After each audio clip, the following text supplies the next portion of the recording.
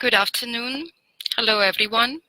My name is Julia, and on behalf of Cambridge Assessment English and Cambridge University, I welcome you to the third day of our online conference, Cambridge Days, Unpacking Cambridge Exams. This day is devoted to unpacking B2 First for schools. If you can hear me well, please put a plus in the chat box.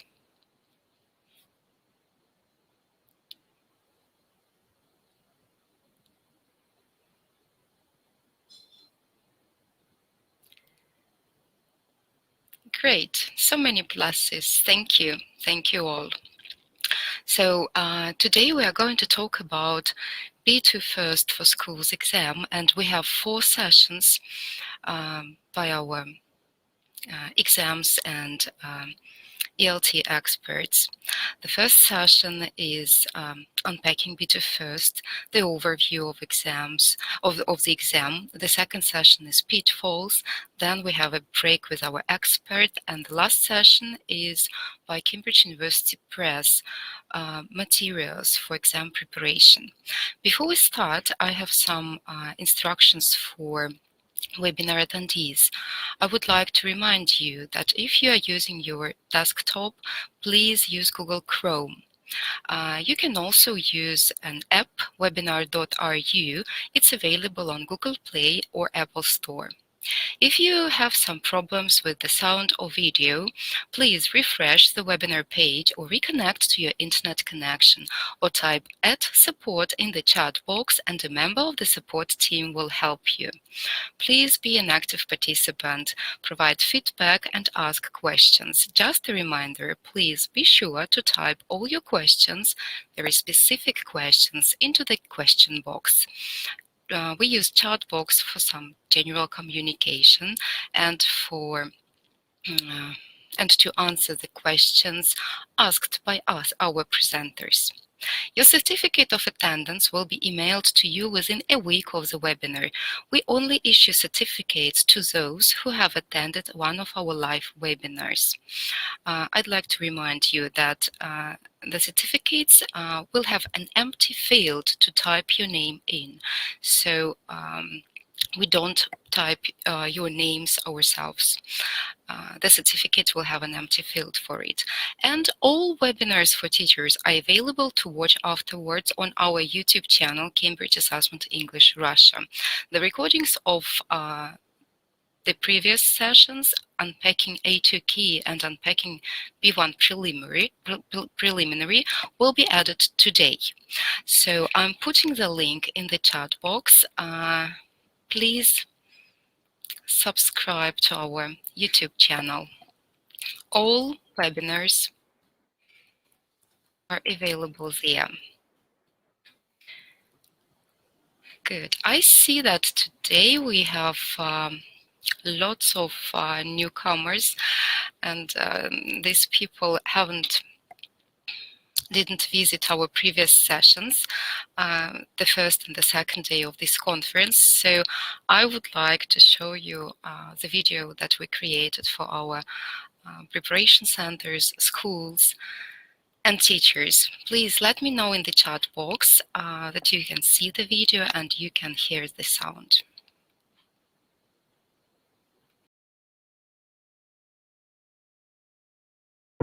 Во времена неопределенности очень важно продолжать учиться, чтобы быть готовым к будущим вызовам. Именно поэтому официальные центры по подготовке продолжают готовить к кембриджским экзаменам. Ученики и студенты двигаются вперед. Они изучают английский язык, который поможет им общаться со всем миром. Cambridge Assessment English всегда с вами, а особенно, когда вам трудно и необходима поддержка. Расстояние значит так мало, когда вы значите для нас так много. Готовьтесь и сдавайте кембриджские экзамены. Вместе мы сила.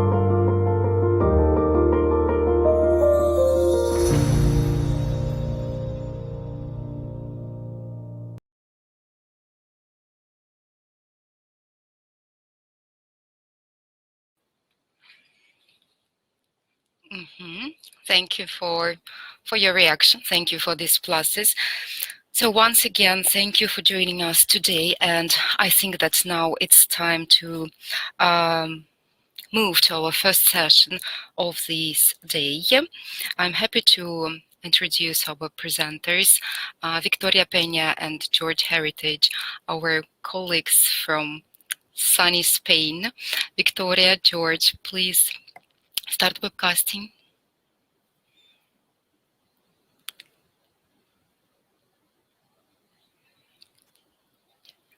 Hello. Hello, can you hear us? Yes, I can. Yes. Thanks a lot for joining us today. This is the last day of our online conference, and it's a pleasure for us to see you among the speakers of this conference. Thank you very much. So the floor is yours. I've uploaded your presentation. I hope that you can control the slides. Yes? Looks fine, yep. Great. Thank you very much. Thank you. Well, thank you for having us, Yulia, and to all of the team in Russia. This is our fourth presentation. It's been my name's George. I work for the Assessment Services Department in the office in Madrid, along with my colleague. Hello, my name is Victoria. And as George said, we both work in the Assessment Services Department. So, unpacking B2 first. What are we going to have a look at today, Victoria? In just under an hour. Exactly. We are going to be looking at some of the tasks in B2 First for schools and consider how they reflect real-life skills. We will try to give you some ideas to develop your student skills and also practical ideas to use in class. Hopefully. Firstly, once we get up to B2 first and then moving on to C1, we try in the design of our exams as much as possible to ensure that they are helping prepare students for higher education and the workplace. We'll have a quick think about what skills our students will need for higher education in terms of each language skill. So do you want to start, Victoria, with speaking? Yeah. For example, we expect our students to be able to deliver presentation and take part in discussions, presenting arguments, also develop conversations and social skills to enjoy life, of course, outside the classroom. So we hope that our exam prepares them for this. Exactly. Sort of reading and writing. We want to ensure that students have the tools and the skills to be able to, do research, do independent academic research, understand textbooks. At B2, students should be able to follow an academic course in English. I'm sort of at the lower end, but they should be ready to follow an academic course in English. With the writing essays, developing arguments, structuring their ideas. Listening, obviously that overlaps with speaking that we've already looked at, but from an academic point of view, being able to understand and take notes at lectures. And we also hope that preparing for our exams helps them build on their sort of learning to learn and their general study skills. The purple ones, Victoria? Yeah, in general, we hope that it will help them become more autonomous as a learning by developing independent study skills and good time management, and that it increases their confidence when taking exams. Yeah, because the exam journey never stops, does it? Especially if they're heading towards higher education. Beyond that, in the workplace, again, speaking-wise, developing conversation, social skills for interaction with customers, colleagues in other countries, delivering presentations, taking part in discussions, same as the previous slide, presenting their argument, negotiating. We start really thinking about negotiating in the speaking, the interactive tasks in the speaking. Yeah, in terms of writing and reading and writing reports, developing argument and structuring ideas, but also understanding when and how to use both formal and informal language as appropriate. reading, writing emails, obviously, beyond that, and understanding meetings, taking notes of teleconferences, events, conferences. Just quickly, that we only really begin to look at that difference between formal and informal language at B2. I mean, B1, there are some tasks like the email and the article where we'd expect a bit of an understanding, but it doesn't really start properly, I'd say, until B2 and then on into C1. So we're going to kick off with a quick overview of the test, or the exam, if you've never seen it before. We have the reading, an infamous use of English, 75 minutes, can-do statements, understanding factual text on topics that aren't familiar, with support, obviously more going deeper into the grammatical and linguistic side of things. Writing is 80 minutes with 2 tasks. Exactly, and students need to show that they can present arguments and opinions in writing. Listening, George, under 40 minutes or more or less 40 minutes. And in this paper, candidates should be able to show that they can identify the expressions of feelings, attitudes. So we go to more subjective piece of information here. Yeah, and this is building on what they can do at lower levels. So obviously listening for detail, reading for detail, but we're building beyond that, especially on the listening, and feelings, attitudes, etc. are slightly more challenging, and there will be a bit more of a focus on that in the listening. And then the speaking, again, is a paired candidate format like our other exams. Should be able to keep up a conversation on a fairly wide range of topics, expressing opinions and presenting arguments. So we looked at this in some detail yesterday and the day before, so we've narrowed this down. But generally speaking, we think these 4 areas are useful to bear in mind when thinking about how we can help students improve their writing. Victoria? Yeah, this is still relevant at this level. Of course, there are slight changes because students are more independent now, more autonomous now. So maybe the teacher feedback can focus more on aspects that become especially challenging at this level. For example, a communication of more complex ideas that starts at B2 and becomes very important at C1. And then peer assessment, self-assessment. If our students have been practicing these in previous levels, they are better equipped now, or we hope they will be better equipped now to perform them in these types of assessment in a more autonomous way. The learning diary, yeah, we've spoken about this before, but maybe tricky with some of our students, yes, but hugely useful. And really just keeping an eye on where they have improved, how they have improved, areas where they still need to improve. I think having a good understanding of the writing criteria really helps here, which we'll look at in a bit more detail later. Write and improve. I don't know if we're speaking about write and improve today, are we? Maybe briefly. Write and improve is a very nice way to, well, it's a very nice modern digital example of this sort of learning diary. They can see how they've improved, and they can see every version of every piece of writing that they've done. It's a very nice way to keep a sort of a digital portfolio of their writing. Moving on, Victoria? Yeah, we're moving on to motivation. Yes, one of the big challenges, keeping our students motivated for writing, especially, you know, sort of 14, 15, 16-year-old bracket. Any ideas in the chat box?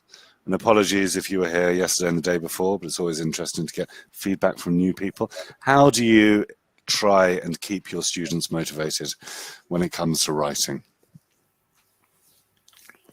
Ideas in the chat box?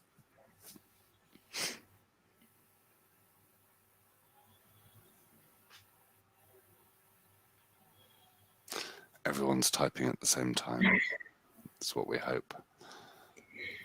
Making tasks. Lena. Yeah, personalizing tasks. Yeah, as far as possible, use interesting topics. Padlet, nice, Olga, nice. I don't think we're going to look at Padlet today. keeping things challenging, always finding that balance, I think, between challenging and not too difficult, not too easy. Shouting, yelling, and kicking. I hope not, Sergio. I hope not. Write and improve, again, a nice way. I think the instantaneous aspect of write and improve definitely helps with the motivation. Anything else? Controversial? Yeah. We are aware that, a lot of the topics in our exams are quite boring. That is kind of on purpose, but you feel free to make things as interesting and controversial as possible. If it will get students involved, get them more engaged with what they're writing about, go for it. Good writing examples, Olga? Yeah, definitely. Sergey, exactly. Multi-mode input for your lead up to the writing, lead out from the writing. Okay. Lots of ideas, George. Lots of ideas. We're looking at a review, which I think is new, isn't it, at B2? It's the first time they have to write a review. How could we make this more interesting whilst preparing, leading towards a review, Victoria? Well, our participants mentioned that maybe choosing topics that students find interesting. So if they like films and cinema, maybe you can choose a review of a recent film. Here we chose La La Land, and give them two reviews, and divide your students into group A, group B. Give each group a review, and then pair students in group A and group B students together, so they can exchange their views, their strengths and weaknesses that they identified in their review, and compare them with the other person's review. Yeah, it's quite a fun way, and it's exposing them to the kind of writing that we're asking them to finally produce. Scaffolding, this was mentioned earlier. What do we mean by scaffolding, Victoria? Taking a staged approach, so breaking the task down into different stages and providing more support to the students so that they can feel confident to do the task. Exactly. So starting with as much support as possible and taking it away bit by bit, just like scaffolding for a building. So the essay task, this is the compulsory task, and it is the first time within our suite of exams that they are asked to write an essay. Do you want to talk us through this, Victoria, how we can break this down? Yeah, there is a bit of information that students need to understand to be able to do the task. So if you look at the green box, so it's basic general information about the task, the word count, that is a recommendation, it's for guidance. Then the red box, in which we see that the target reader, the type of text that they need to write, so an English teacher for the target reader, an essay for the text type. Then the purple box, you can start a bit of a discussion in class, getting students to share their ideas, their opinions, agree, disagree, and then show them the yellow box, and I'm sure that some of the ideas will have been mentioned in the discussion, and they will be better prepared to come up with their own idea. Yeah, I mean, you could start things off, just put this up on the whiteboard, or the interactive whiteboard, or the blackboard. Get them in groups, get them thinking about this, and get them coming up with their own ideas. As Victoria said, if we go back a slide, this again is the first time where they have to add their own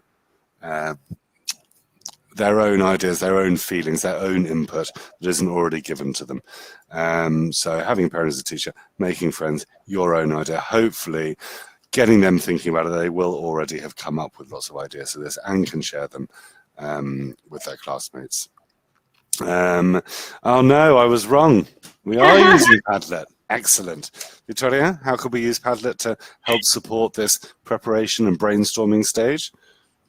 Yeah, we can set up different columns for the different ideas that they need to develop in the essay, and they can contribute with their own ideas, justifying their opinions and mentioning new ideas.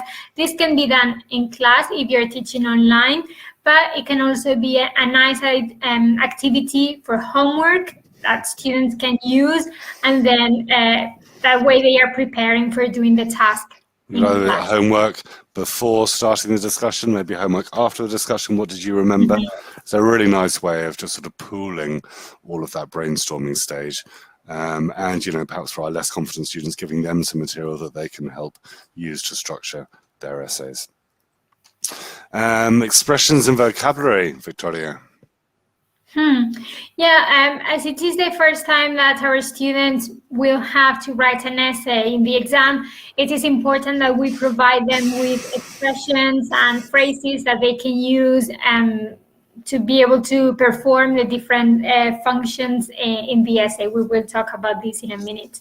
So a way to do it is, in your classrooms, you can present a controversial topic, as it was suggested in the chat box. You know your students well, so you know what can work well for them. And then write boxes with strongly agree, disagree, strongly disagree. They have to identify with a specific position. Then you can give them these expressions and phrases to express opinion, and then they can justify their position. So then you can ask as a whole class activity who strongly agrees, who agrees, and so on. And then you can choose a couple of examples, a couple of people to justify their opinion. Another nice way to do this, you could do it on the board, or you could put them into groups. So you put the statement up on the board, you have a strongly agree, strongly disagree, and agree, disagree group, get them brainstorming for 5 or 6 minutes, and you could stage a debate. That's always fun, especially if it's about something that they do care about. Footballers earn too much money, that one always goes down quite well. You get some quite good arguments going on with footballers earn too much money. Whatever you feel is appropriate and that will engage your students as much as possible. Beyond this, you could provide the expressions of the vocab beforehand, get them to divide them up into the various groups, and then so they can come in with a sort of cheat sheet of things in each of their groups before they go into a debate. Various ways you could structure this. So once we've got them brainstorming some expressions and vocabulary, this is perhaps more for the teachers at the first, when you're first starting to deal with essays. We've got to think about what kind of linguistic functions is the task designed to assess. So any ideas in the chat box when we're thinking about an essay at B2? What kind of linguistic functions, what kind of language are we hoping students to be producing in this task? Any ideas in the chat box? Oh, my screen's going to turn itself off. No. Press the any button. Where's the any button? Okay. Elisabetta says giving reasons for their arguments. Lovely. Yeah, giving opinions, supporting your examples, presenting arguments, reasons and arguments. Lovely. Organisation, very nice, Anna. Paragraphing, linking, okay.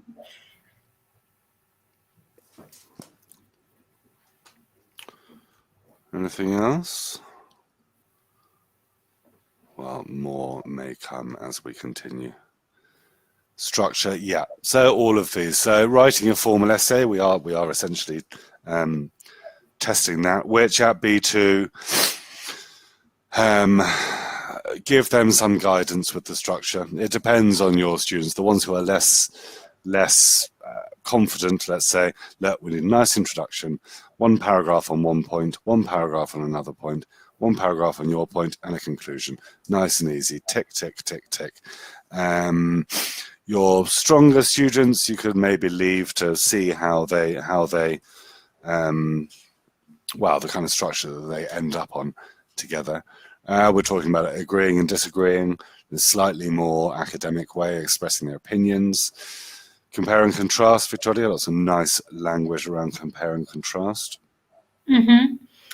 Yes, and then justifying their opinion, justifying their point of view, and giving some extra examples, extra information to support what they've just said.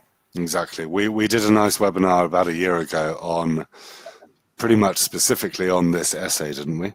Looking at on this essay task, looking at the P approach. Let me Yes. just put that. So it's a very nice way. They'll remember it because it's, you know, a silly word. A very nice way to help them structure their paragraph. So it was present, example, explain. I think they can structure their paragraphs like that. So you can have like a topic sentence to present, an example of that, and explain. They can do that for each paragraph, and that is enough for B2. Okay, we are talking about, you know, opinion supporting your example. We're not asking them to go into too much detail at B2. So what, 3 paragraphs of 3 lines, an introduction, a conclusion will fit the bill for what we're asking them to do.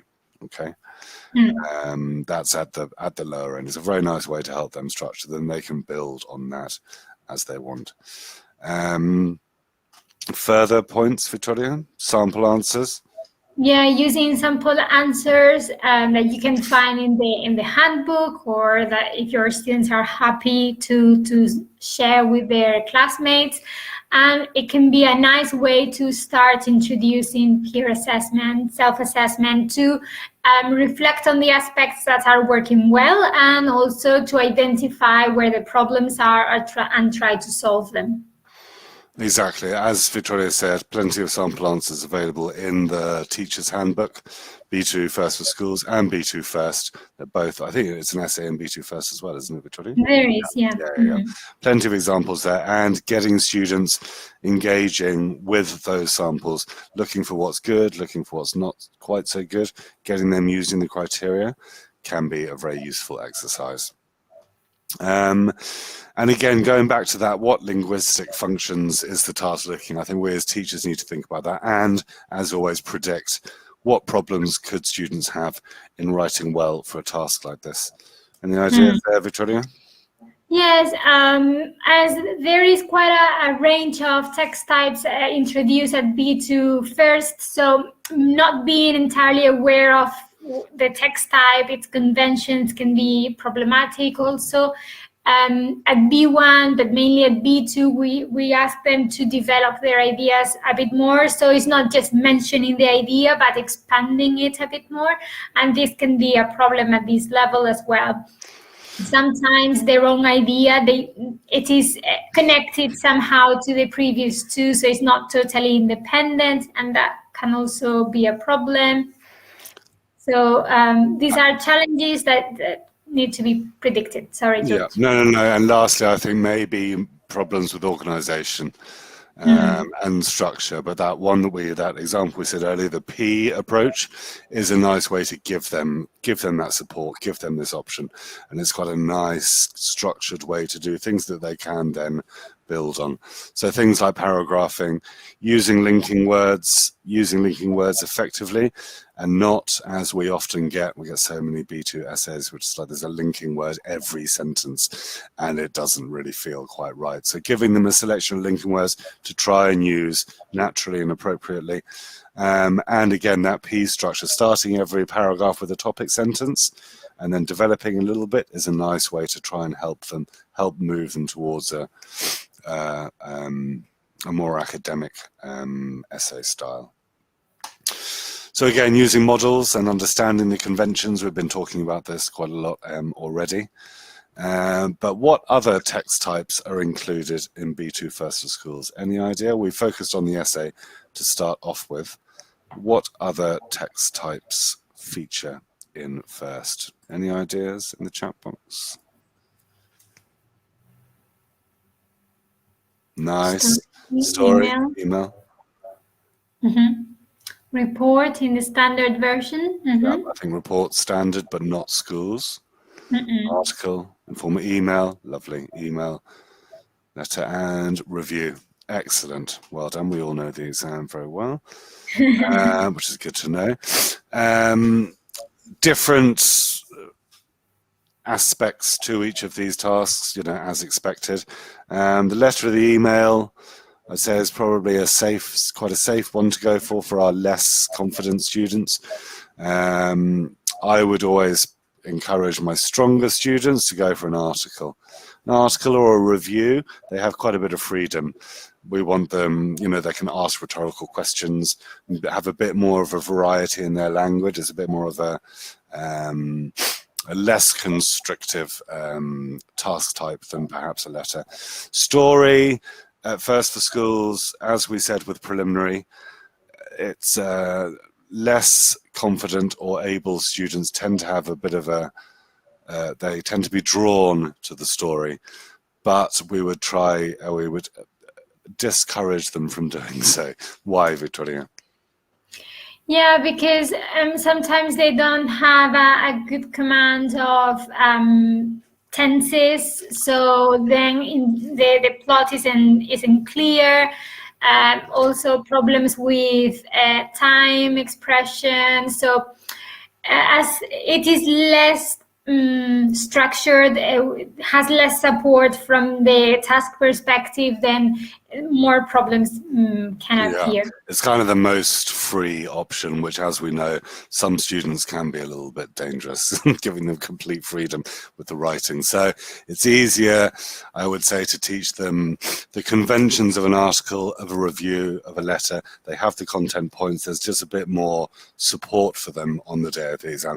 For your very strong students, your very creative students, if they've had practice and you've seen good evidence of stories, let them go for it. But we would advise against the sort of less able students just going, I'm going to write a story. It can end up being a bit messy sometimes. Narrative tenses, beginning, middle, and an end, that kind of stuff can be slightly problematic sometimes.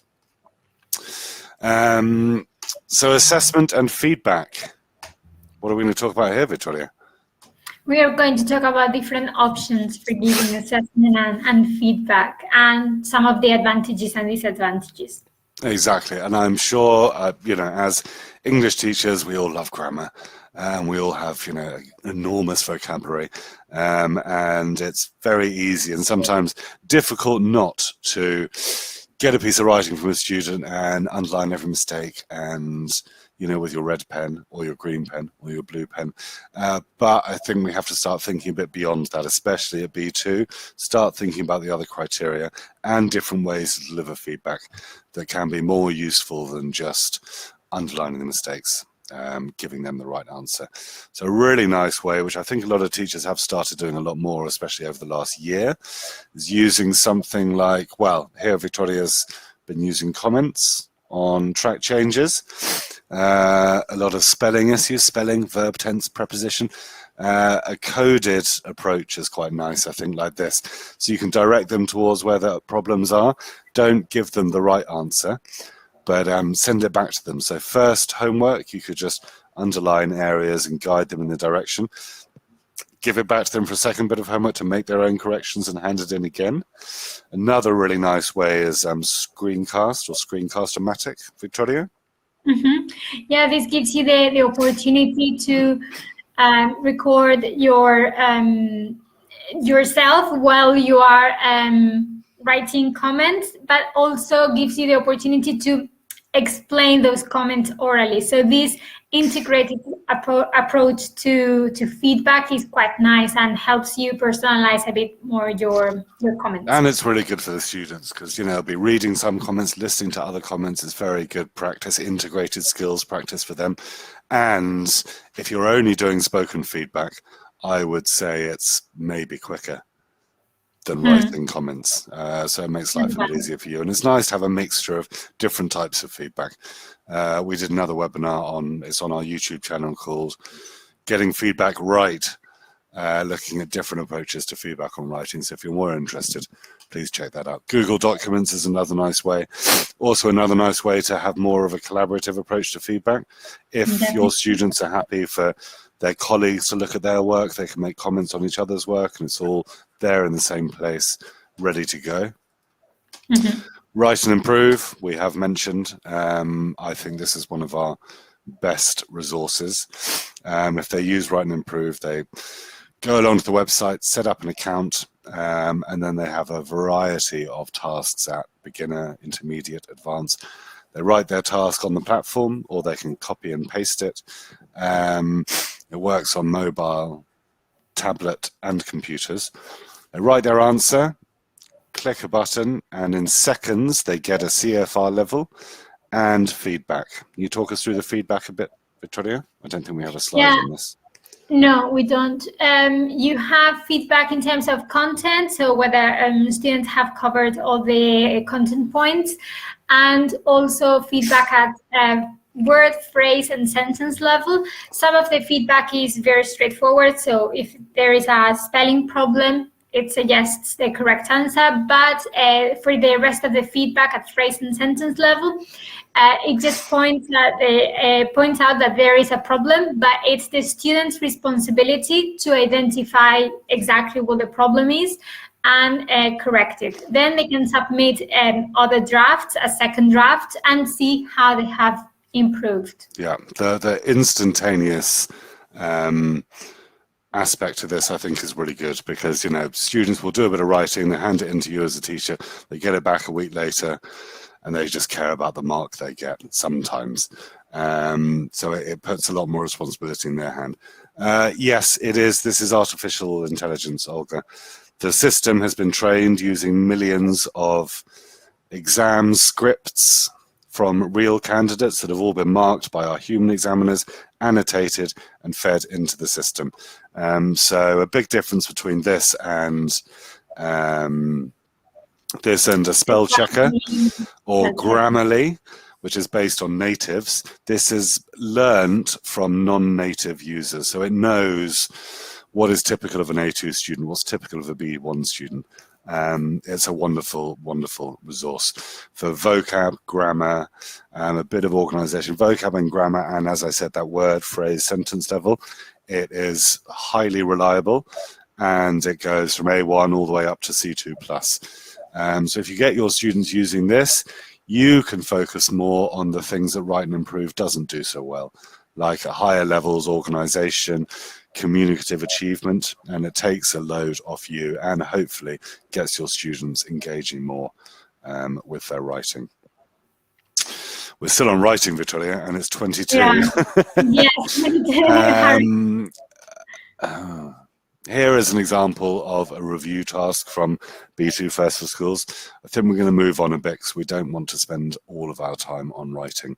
But this is available in the Teacher's Handbook.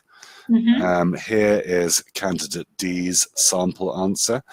Again, we don't have time to go into this in too much detail. Please look at these in the Teacher's Handbook. I don't know if Julia could put a link to that in the chat. The Teacher Handbook is in the QR code, so if they capture the QR code, it will take them to the handbook. And you get examples at various levels of candidates answering the same question. So here we can see candidate D. We move on to the, here is the assessment criteria for B2, divided into content, community of achievement, organisation, and language. We would always hope, or I always hope, that students get full marks on the content. If they do what is asked of them, they will get full marks. Cover the content points, they should be getting very good marks here. Community of achievement, Victoria, a little bit more complex. Yeah, this has two parts really. One is the convention, so does the article read like an article, and also the second part has to do with the communication of ideas. At B2 level, mainly straightforward ideas. When we move on to C1, we expect our students to communicate straightforward and some complex ideas. Exactly. All of our criteria, like our speaking criteria, overlaps. Okay, so if this is B2, a 3 is B2, a 5 is C1. Okay, as you can see, moving up to C1, we're moving to those more sort of complex ideas. Organisation, I'll let you look at this at your leisure, and language, obviously, language 2 level. Here we are back to candidate D, and candidate D did pretty well. quite a few spelling issues, but nicely structured. And he or she got a 4 for everything except the language, but the language was at B2. It's important to remember with our criteria that it's designed to be used positively. So it recognizes what students can do, doesn't focus on what they can't do. So if there are some spelling, some grammar issues, if it's below level, they won't do as well, but they got a 3 at B2 here. Some of the errors were regarding language which was above level. Do you see what I mean? We don't take a list of, we don't count how many errors there are, etc., etc. But as we see here at the bottom, there are a few errors, but these do not impede communication. So it's this balance between accuracy, communication, fulfilling the requirements of the task. But as I said, check those out in the teacher's handbook. There's a lot of very useful information in there. Whew, on to reading and use of English. We better hurry up, Victoria. And you want to talk us through this? The sort of development of reading? Yep. Reading soft skills can be, some of them are more challenging than others. At basic levels, we see that students mainly engage in careful reading. This is always relevant at all levels, but as we move up to higher levels, B1, we start introducing some fast reading soft skills, for example, scanning, which is a bit less demanding than skimming or search reading, which become more necessary, so to speak, at B2 tasks. And then from B2 up to C1 and C2, the most important thing is that they know which sub-skill is most appropriate for that specific task, so that they can select the most appropriate one and switch even between careful and fast reading as appropriate. Exactly. I think in B2 it's the part 5, I think, is the sort of extensive reading, the traditional long text, multiple choice questions. And the texts are long. We do not expect, and students won't have time to read that whole text in detail, read the questions, find the answers. I would encourage them to probably have a quick skim of the text, get a general idea of the overall structure, go to the questions, scan, find the answer, do the careful reading. Back to the question, scan, find the answer, do the careful reading. So at B2, again, we're beginning to expect them to be able to move between these different types of reading. And it is where reading begins to get a bit weaker at B2. I think perhaps more time could be spent in class sometimes on developing these reading skills. It's too easy to sometimes leave reading for homework, but they do need some practice with this. Good ways to do so, Victoria? Yeah, if you visit Breaking News English website, there is an option for speed reading. So the text moves, so it requires the students to read a bit more quickly. So that way you are practicing these fast reading skills. Exactly, and as you can see here, you can change the speed for how many words a minute you want. It's fun. The students enjoy it as well, but it's good to get them practicing this. This again is building on sort of what we looked at in that pyramid, and we're at this point now. B2 in that bottom right, understanding information across sentences or across a paragraph or a whole text, and being able to do that quickly. So again, practice with skimming, practice with scanning, not scamming, is useful. And I think more time could be dedicated to this in class. I think it's easy to think, oh, they're at this level, their reading will be fine. They do need some practice if they're going to be doing the text. Yeah, also that students are aware, that they are required to do that, because they often complain, I didn't have the time to read the text, but this is for a reason, there is a purpose behind these time limits. So I think this reflection is necessary as well.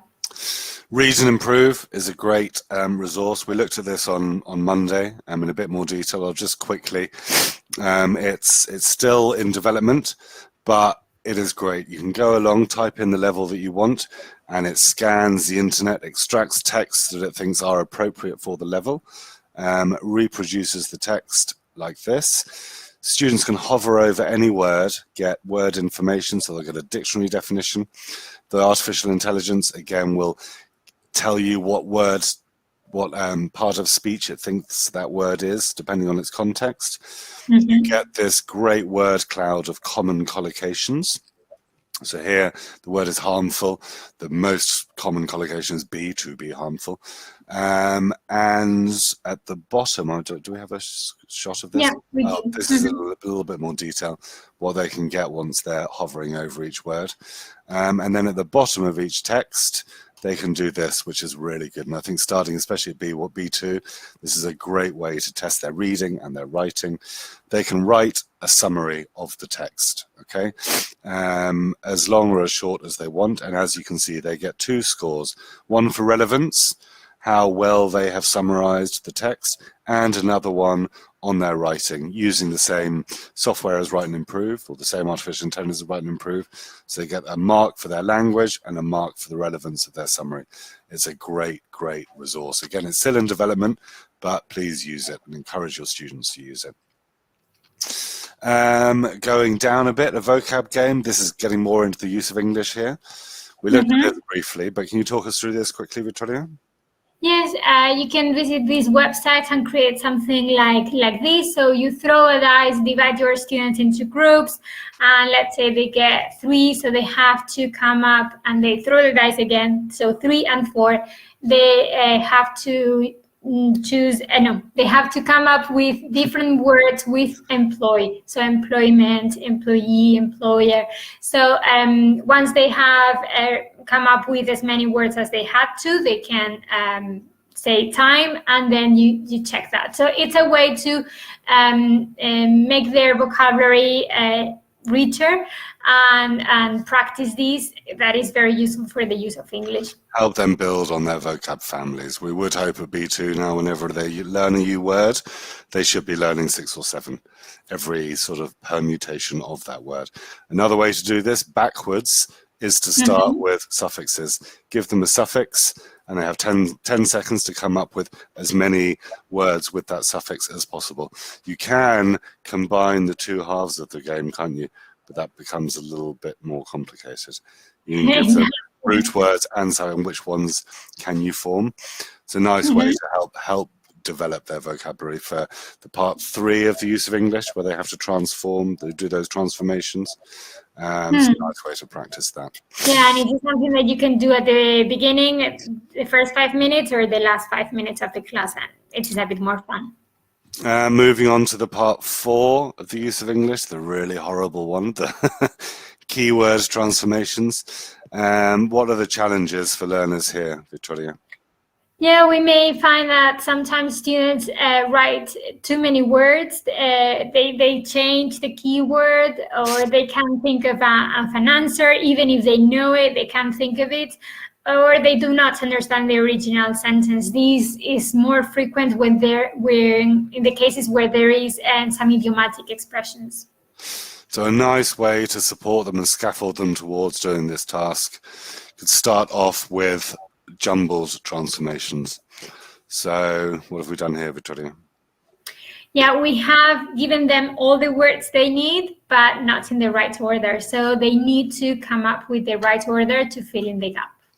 She can too. And we've got a few extra words in here as well. Okay, yeah, we do, I was about to say 7 words.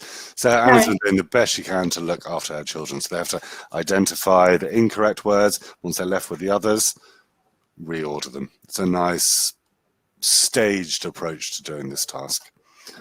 Anything else on keyword transformations? Yeah. Victoria? Yeah, another alternative is making this a multiple choice task.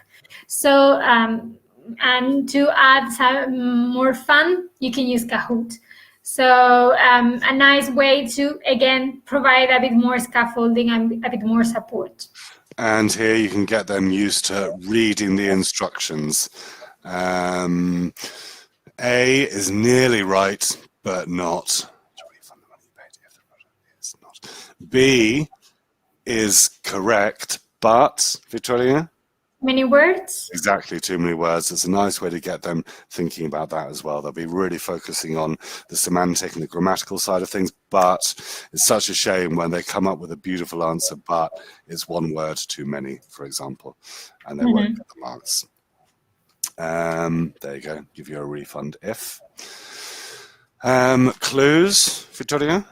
Yeah, this is the option with the list support. We give them a clue. So there are two parts to this answer, a request and an indirect question. Exactly. So just giving them as much help and as much support, because this is a really challenging, it's a horrible task.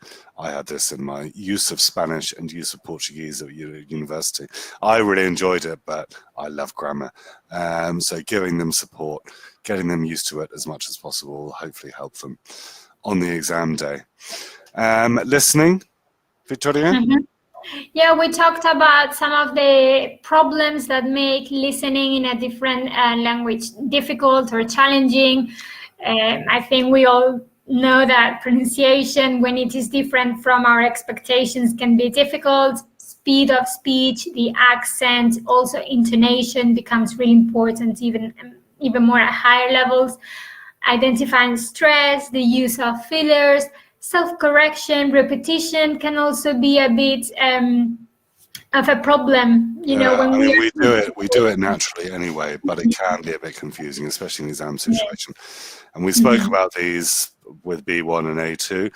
A lot of these do become a bit more important and potentially problematic at B2. Things like accent, there will be a greater variety of accent. People will be speaking at B2. Our actors would be speaking fairly normally. I mean, I said before, we always ask our actors, even at A2, to speak naturally. So things like connected speech, etc., will exist, but it will be slower. You have to expose them to as many different native accents as possible. Yeah, exactly. Olga was saying that students become very used to the teacher's accent. So it is important now that we have the possibility of using websites and the internet and other resources. It is great that we can take advantage of those. Exactly. So thinking about breaking the listening tasks down, what we can do before listening, during, and in general. We'll look at a little bit more detail here. Lead in, Victoria? Yeah, before listening, we can give them a picture and then some mystery sounds in this case, and they can predict where they are, what's the story behind the sound. So we are trying to increase also or support their creativity. Ooh, lovely. Use the listening to encourage prediction, activate their schemata, think about the topic and anticipate. We've spoken about this as well. It becomes even more important the higher the levels get. Get them to use the time in the exam as much as possible to ready themselves for what they will be listening for. Get them predicting, use that time effectively. I think Victoria said yesterday, sometimes you put on the recording and you just get students staring at the ceiling. Please use the time. And it will help develop their top-down listening skills at the same time. Exploiting the tape script or the audio script. We've spoken about this briefly the last couple of days, but now at B2, this is a really nice approach. Victoria? Yeah, we can choose an extract of the audio script and write 3 sentences about it. 1 sentence to summarize the text and 2 sentences that inaccurately describe the text. Then we can read out the audio script while our students are listening, and then they should guess what the correct answer is. And this is something students can practice themselves. Yeah, and it's a nice, they can do it themselves. It's a nice lead-in, maybe the day before or the week before you actually engage with the listening. It's a nice bit of lead-in there. Helping them generally, as I said, expose them to a variety of texts and accents. I think at B2, you can really start using quite a lot of authentic texts without too much adaptation or without too much adaptation in terms of your tasks. Teach them different pronunciation features. If that means exposing them to lots of accents, then please do it. We don't want them to be taken by surprise on exam day. And we're beginning here to sort of think about inference. you know, what people mean beyond what they actually say. There are fun ways you can prepare them for this, like all of those lovely English expressions when we mean the exact opposite of what we're saying. Oh, that was interesting. Very interesting, Victoria. There are fun ways to get them used to this. At B2, we won't be targeting inference too much in the exam, but once they move up, it will become more important. And you know how awful us Brits are with our tone and our sarcasm and implication. So trying to get them used to that at this level, I think, will be useful in the future. A few really useful resources and websites. This one, Victoria, is ListenWise. Yep. Here you can see recordings, and there are also lesson plans that they are not for free, but the recordings are for free. So different topics, as you can see. So check it out. Beyond that, is this Elo? It is Elo, It is yeah. Elo. This is a great website. It's all authentic stuff, or a lot of it is authentic, and it has a variety of different accents. So it's a really nice place to go. Get that QR code. We will be passing these on to Julia for the follow-up emails. You have links to all of these. But you get the audio, you get script. It's great for vocab development. Get a nice post-listening quiz and speakers from around, native speakers from around the world. So it's a really nice. It's a really nice website. It's just called Hello, I think. And why do I say it in a French accent? Hello. But yeah, check it out. ListenWise as well. This one's really nice for a variety of native accents. BBC is pretty good for that as well. At least a variety of UK accents. We will pass that on. There's a QR code, but as I said, we'll pass this on in a document afterwards. BBC, as I mentioned, CNN as well. You can get 10-minute news stories on CNN if you want a much more extended listening. You get very nice 1-minute news summaries in the BBC. I used to start classes with that, B2 and up. Start the class with a little 1-minute summary. You could pick things out of that quite naturally. BBC, as I said, the 1-minute world news. Anything else, Victoria? Yeah. What were you going to say? Yeah, Sorry. we also have a version. I think yesterday someone mentioned Australian accent, that it can be challenging. So there is an option also for Australian accents on these websites. This It's 90 seconds news. is Australian, exactly. There's so much stuff, authentic stuff, just available for you to use. And as we said, this will all be passed on afterwards. Breaking news English, really cool. How can we use this, Victoria? Well, first thing, you can adapt the speed of the recording, and there are also lesson plans for each of the news items. So please, again, check it out. I'm not an enormous fan of slowing things down. No. It's quite a nice way for our use sparingly, just to build confidence before getting towards that authentic material. Lyrics training, I'm sure you've all heard of lyrics training. Lots of cool, ready to go lesson plans and activities there, and they can choose the songs, you know, that they like, that they want to listen to. And on to speaking. Sorry, we were a little bit rushed. We really like writing. We always spend too long talking about writing. So some ideas for speaking, Victoria? Yes, we've got word wall. There are ready to go activities such as this one to practice part 1 of the speaking exam, but you can produce your own activities, yes, including the vocabulary there, and it will suggest different activities that you can use it with. Yeah, lots of cool stuff. And as Victoria said, ready to go, put together, not by us, by wonderful teachers from around the world. And you can make your own stuff super easily. And either make that public or private. Really good for vocab, great for speaking activities. This is always fun. To start a lesson, end a lesson, you click the button and it randomly asks a question. Great practice for the part 1 speaking, that sort of interview stage of the speaking test. Another nice option for brainstorming, getting topics for students to be talking about is Mentimeter or Mentimeter. The word cloud option is really easy. Go to Mentimeter, click on word cloud. You get the link up on screen if it's online or on screen in the class, and students go to that link with their mobile phone and you can have a big brainstorm. These were topics for discussion starting with F. This isn't the one from the other day. These do all start with F. I think we had one the other day and it had ice cream. I can't see. I think everybody has. I can see it here now. Everybody's followed the instructions on this one. Again, this gives the students some control over what they're doing, what they're talking about.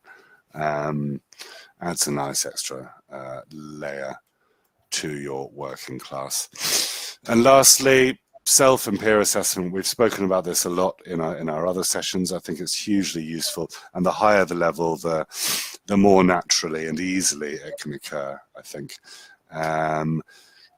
Get them engaging with the criteria. Our speaking criteria is divided, as you can see here: grammar and vocab, discourse management, pronunciation, and interactive communication. Even at B2, I do think it needs a bit of adaptation because the criteria is written for teachers and for examiners. So you can give them something like this, which we call success criteria. Do you want to talk us through this quickly, Victoria? Yes, success criteria are an adaptation, as you said, of the assessment criteria. So as you can see, it is based on the assessment criteria, but we have asked the students very simple questions that require just a yes or no, and then there is a column for comments, or rather examples, where they can quote what their own performance or their partner's performance. Exactly. You can if you are still completely online, there are great resources like Flipgrid. Is a really nice, safe, fun way for students to record videos. They could practice the part two, what do we call it? The long turn, describing the two, comparing and contrasting the two photos. Get them to record that, share it with their classmates, and use something like this to help them engage with the criteria. And once they know exactly what they will be marked on, it can really help them develop an awareness of where they need to improve, what they're good at. And it takes a bit of the load off you as the teacher as well. I think things like Flipgrid or Voice Spice is another one where they can just record themselves without the video. But getting them really engaging with this criteria, I think, is always useful. Yeah, the QR code is for the success criteria for speaking and for writing, and also the assessment criteria is on the same document. Yeah, so you can compare the assessment criteria to the success criteria, but really useful using these in class, I think. And just to finish off, sorry we were a bit rushed through the listening. It was good practice for everyone there. Just to finish off, these were published fairly recently, weren't they?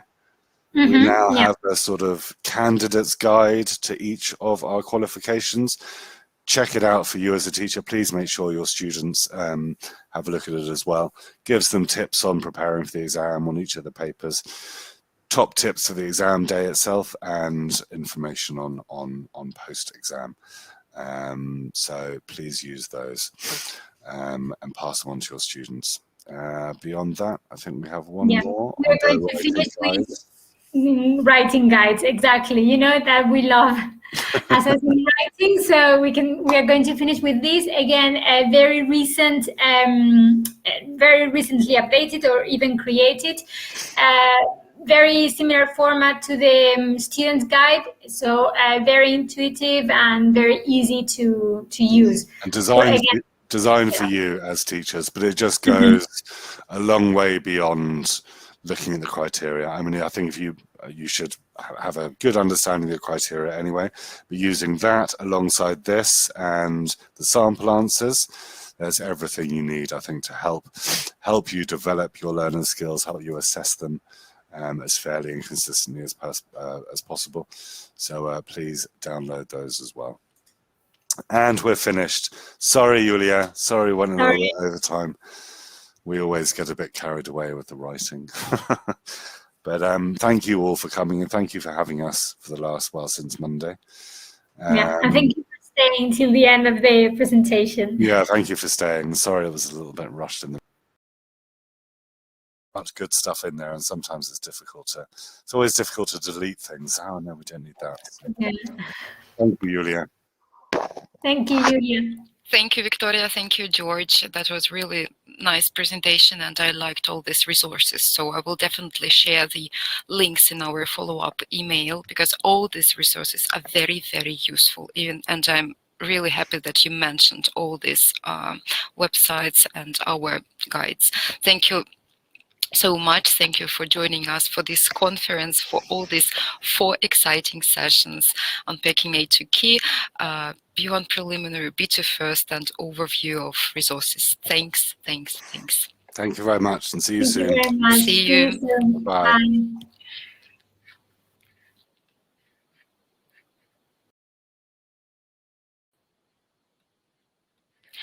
So let's talk about pitfalls. I would like to welcome Claire Barnes. Claire.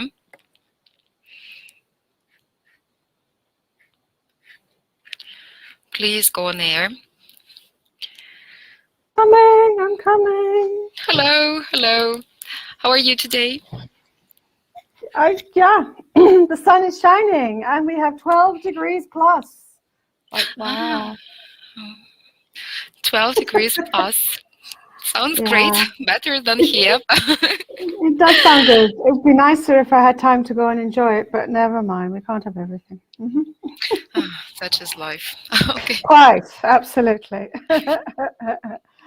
Okay, right, wonderful. Okay, so your presentation is here. Dear friends, Claire Barnes is a Cambridge Assessment English presenter and teacher trainer.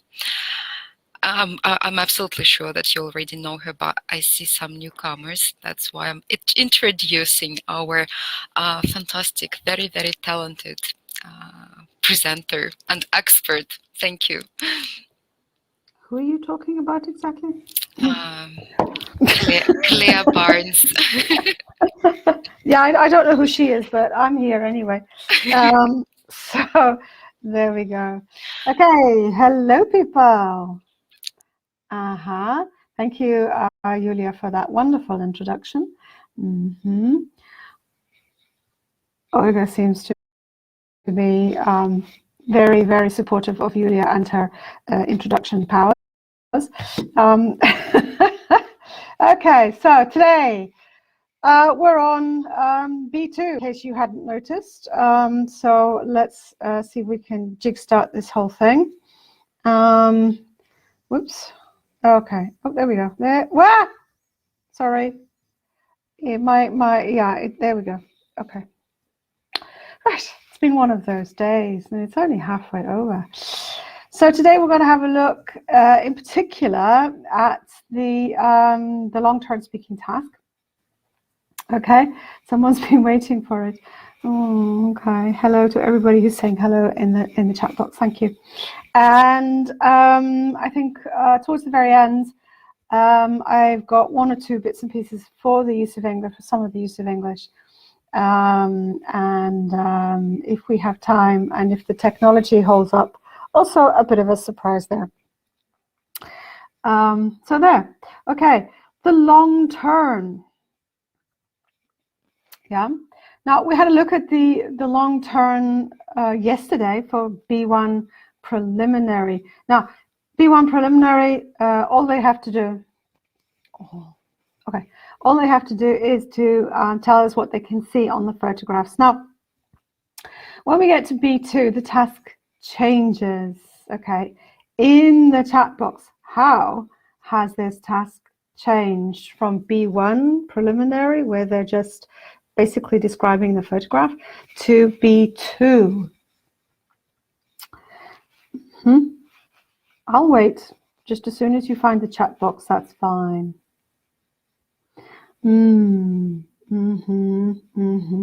Exactly. There's a question, says Ksenia. I like you. No, indeed. Yeah, we suddenly have 2 photographs to worry about, and it is indeed all about comparing photos. Those of you who are still saying compare and contrast can obviously remember the previous version of B2 First, which was was phased out in 2014 to be replaced by the current version, and that said something about compare and contrast. And now we're just comparing, because if you are comparing photos, then you are also contrasting them, right? And so I think Cambridge felt it was a bit, saying the same thing twice, or as the Germans say, it was a bit doppelt gemoppelt. So we're just comparing photos now. Now, if we're comparing photos, here's the thing. And give a personal opinion. I'm going to read the actual task.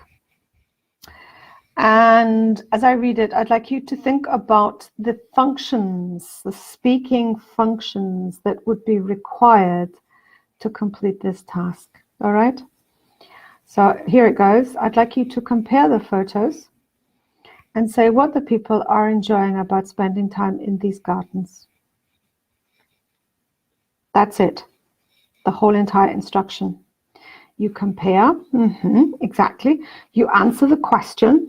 Do you give a personal opinion?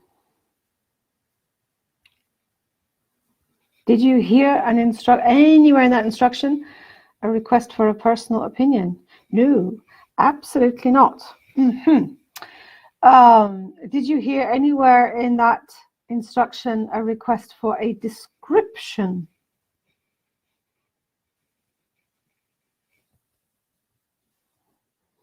No.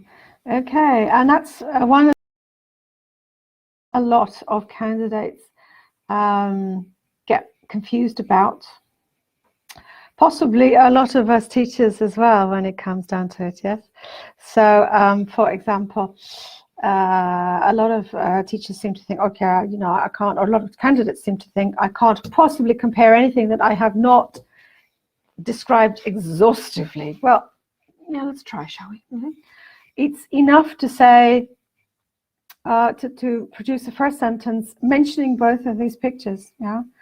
Okay, so while on the one hand I can see one person surveying his own garden, on the other I can see a number of people enjoying a public garden. That's it, that's all I need. I don't need any other description. Seriously. I don't need any other description there. So what functional language am I looking at? I'm looking at, obviously, comparing. So language used to compare. I'm also looking at contrast linkers. I may be looking also at some of the more, I'm not saying advanced, so a wider range of cohesive devices such as and in addition, and additionally, and moreover, and so on and so forth. Maybe speculation, maybe some deduction, exactly. Not looking really very much further than that, am I? So, another silly question, lots of silly questions. Is there a right and a wrong way to interpret the photographs?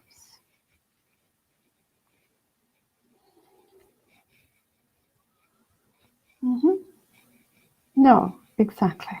Yeah. In the heat of the moment, your students will interpret pictures in different ways, and we'll start talking about things where the interlocutor is like, oh, I hadn't thought of it quite like that. But we're here not to assess specific content as much as the ability of the candidate or the student to talk about it when it comes down to it. So this could be anything. The guy on the left could be in his own garden or his own allotment. He could be in his parents' allotment. He could be, helping his neighbor out. He could be unemployed and therefore growing his own food. There are all kinds of scenarios for that one person in that one garden. He's thinking about how his girlfriend has dumped him. Whatever. Whereas, and the one on the right, okay, so you could call it a public garden, you could call it a park. There seem to be some greenhouses right in the background there, so it could well be a botanic garden of some description. Does it really matter? No, not really. Okay, and you can see pictures of people all over the grass there. Now, on my screen, this picture is quite small. Okay, and in real life, okay, it's maybe going to be so, yeah, and so you may not be able to see specifically what every single person is doing on the grass, and frankly, you probably wouldn't want to be able to see a lot of it, but you can then speculate. They're having a picnic, they're chatting, they're sunbathing, they're walking the dog, they're playing cricket, they're whatever, all this kind of thing. But my point, and there is a point you'd be grateful to hear, my point is this is a whole minute and it says compare.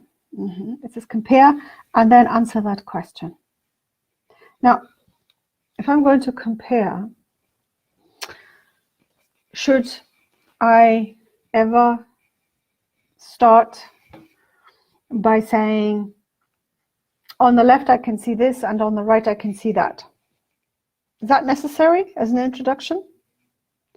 Or am I already wasting an opportunity to compare? What do you think?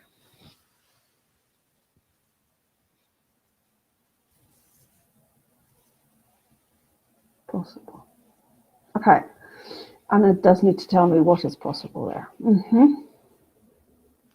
It's the worst thing about these webinar platforms, you can't actually have people talking. Yeah, exactly. It's better to compare straight from the very first sentence, because why waste time? Exactly.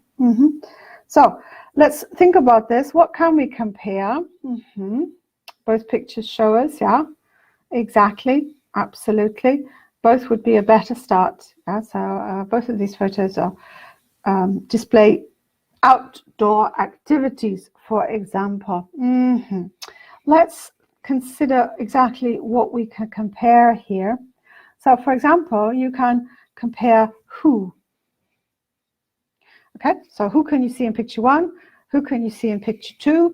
And then you can think about producing sentences such as the one that you can see on your screen right now. Yeah, pictures differ because while in the second Okay, and I think an important thing that we can do when we're preparing our students for the higher levels, and it's the same task essentially at C1 Advanced, is by asking them to write down what they're going to say. Okay, if you want, for effect, you could just have them, do that, record themselves, listen to it, collapse in fits and go, oh my God, that was awful, and then sit them down and say, right, you want to write it now. Okay, because when you're writing, first of all, you need to get the content, and then you can add in this language,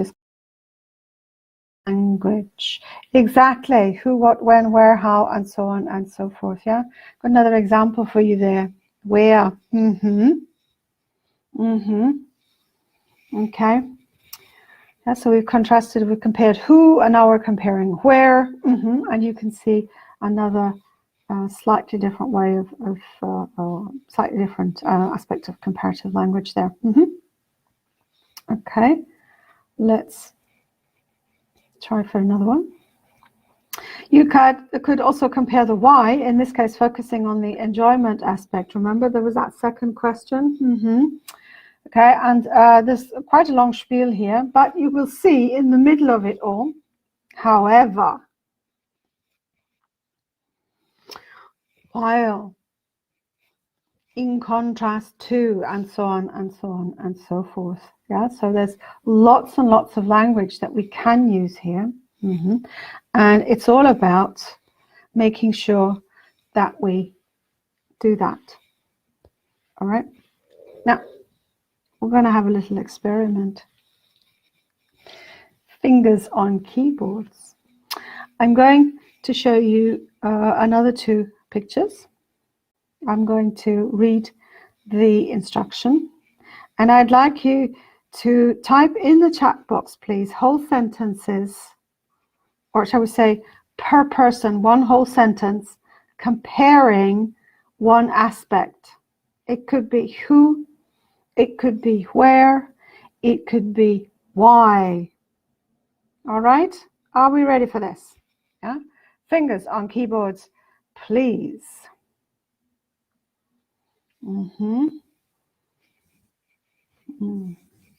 I'd like you to compare the photographs, saying how important it is to help people in these situations. Remember who, where, why. In this case, relating to the importance. Remember to include some contrastive language in your sentences. Okay, yeah, thank you, Irina. Fair point. Yeah.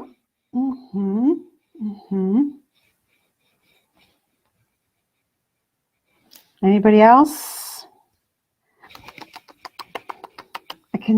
I can almost hear people typing frantically.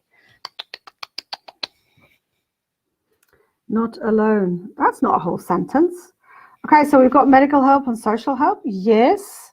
Okay, thank you there, Olga. Let's put the whole thing into a sentence. Obviously in need of some help. Okay. Whereas, and then you might continue by making the point that the police officer and the paramedic would both be in the service of helping people. Yeah, absolutely. Oh, we're getting some lovely, lovely sentences now. Yeah. Whereas. Okay, lots of whereases. A friend in need is a friend indeed. Yes, Eleanor. Fair point, although I'm not sure that that really helps us to compare the two photos in this case, but yes, absolutely. Okay, so we've got lots of comments about the two people. Can we have now some more sentences about how important it might be to help people in these situations? That's a lovely sentence there, Paulina.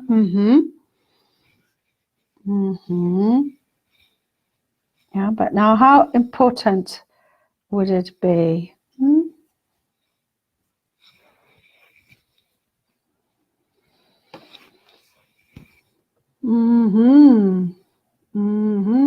Okay, that's a nice idea there, Anna. Okay, yeah. Okay, a doctor. Good. I like that everyone's saying policeman, and in this case it is a policeman. I'll let you go with that one.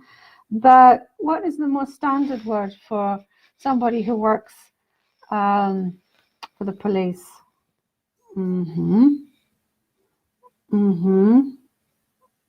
In contrast to the first picture, where? Nice. Okay, yeah, police officer. We usually talk about a police agent. Sounds like a spy there, Olga. No, we tend to call them police officers nowadays. Okay, we've got paramedics and we've got doctors. What is the name? What is the name of the person that helps specifically with this kind of sports injury or injuries in general? So somebody who helps you in case, excuse me, in case of limited mobility, limited movement. Paramedic is the person who tends to come out with the emergency services. Yeah, emergency. We have a cop, absolutely, cop being rather American, but whatever. Paramedics are also quite American. Medical assistants. Yeah. Who helps you with your muscles?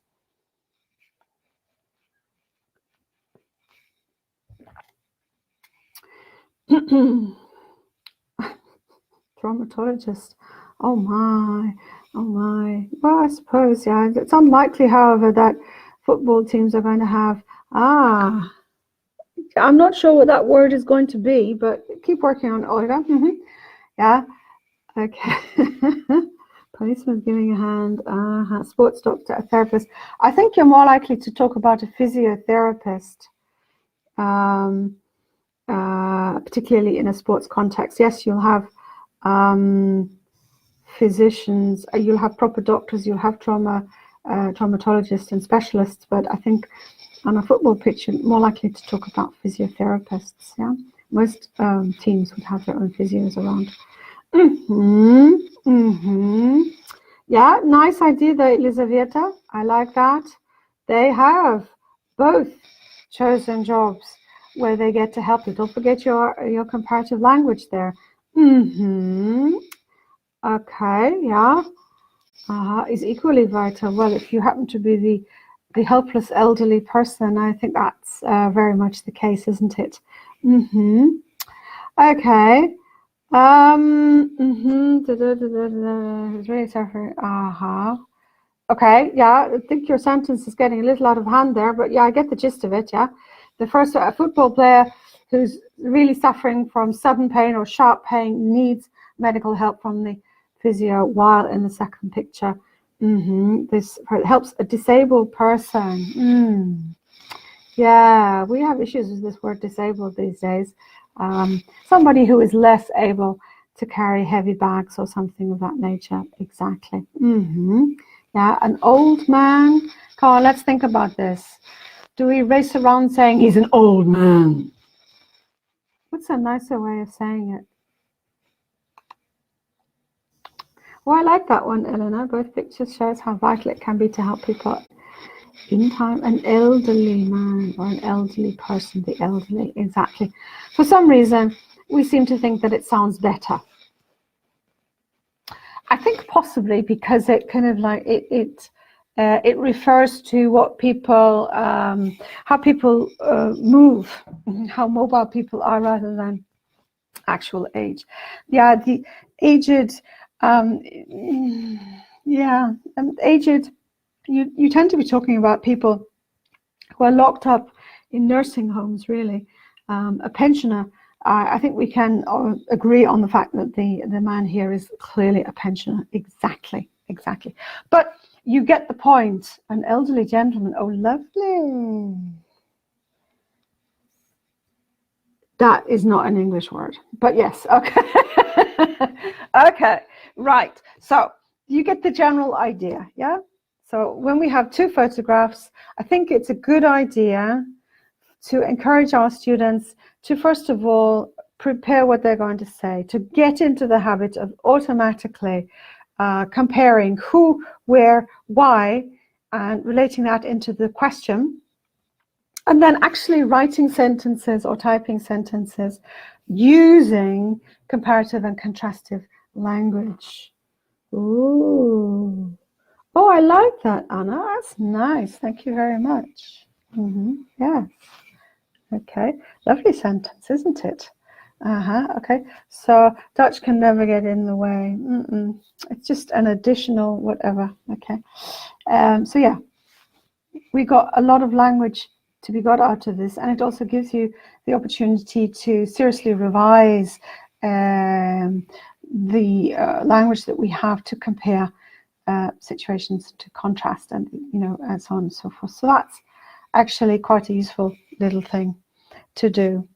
Okay, I've got some more ideas for you here, and we're going to come up again with something for you to think about. Okay, so for example, you might have a question. This is not just about the comparing photos. This could also come up with in part 4, where they're following up from the collaborative task, you will remember. Yeah, to what extent is Facebook a negative influence on our lives? Okay, and again, that kind of question, we should be able to answer it fairly like that, with some kind of structure like this. Yeah, while I agree that yeah, to include this comparison to, even if you don't think that way, try and train the students to automatically produce this kind of language. Because in fairness, if we think about it, B2 first and going through C1 advanced and so on, you're looking at language now being used for more academic purposes and also for business purposes.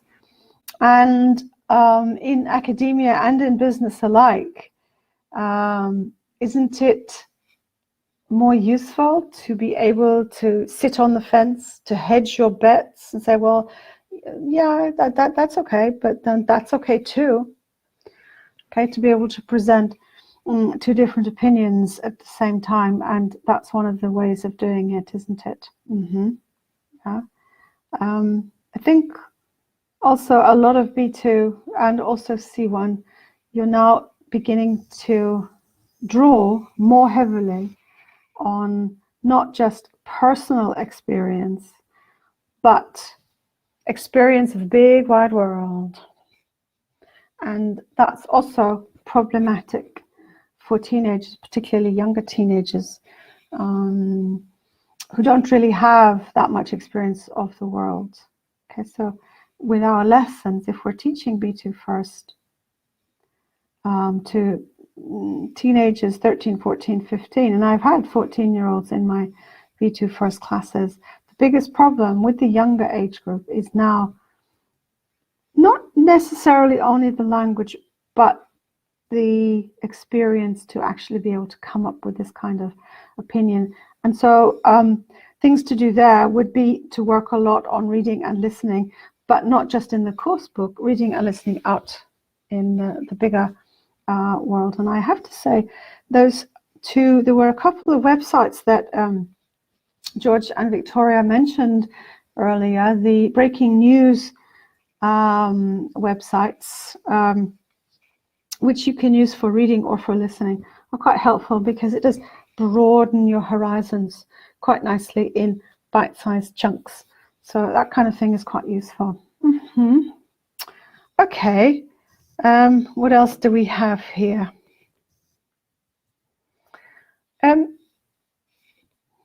There's a suggestion there.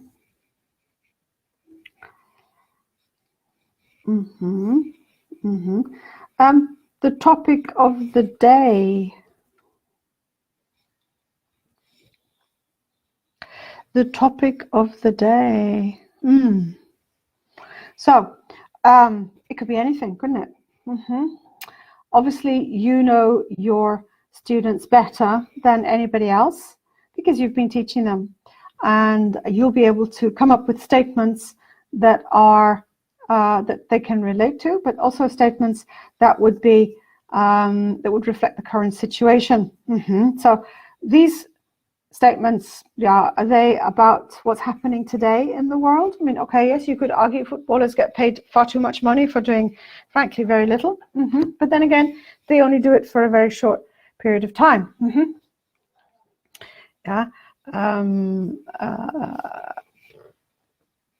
Reasons for learning how to drive. To stop you becoming an alcoholic, because you can't drive if you've drunk alcohol. It's one reason of looking at it. And I think something about, I don't know if you've been following the news from Germany. The government have been showing new dizzy heights of something.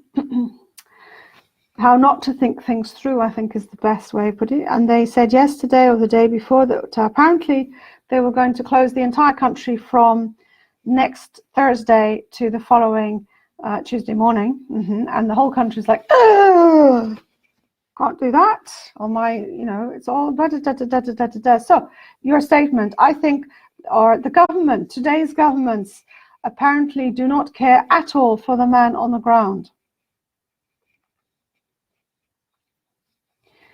What about all citizens should be forced to be vaccinated against COVID? For example, these are, issues relating to what's happening around us.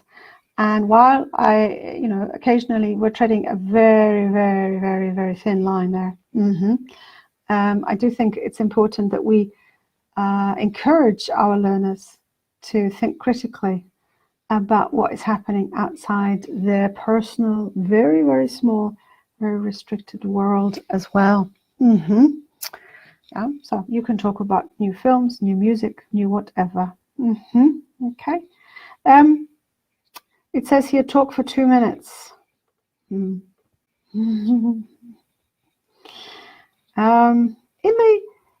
the online classroom that I inhabit currently, and I'm very happy to inhabit the online classroom, what would you do? Would you put the students into pairs and get them to listen to each other? Or would you leave them individually to record themselves? Or, my problem with this pairs, if one is talking for 2 minutes, what is the other one doing? Is my question. Answers in the chat box.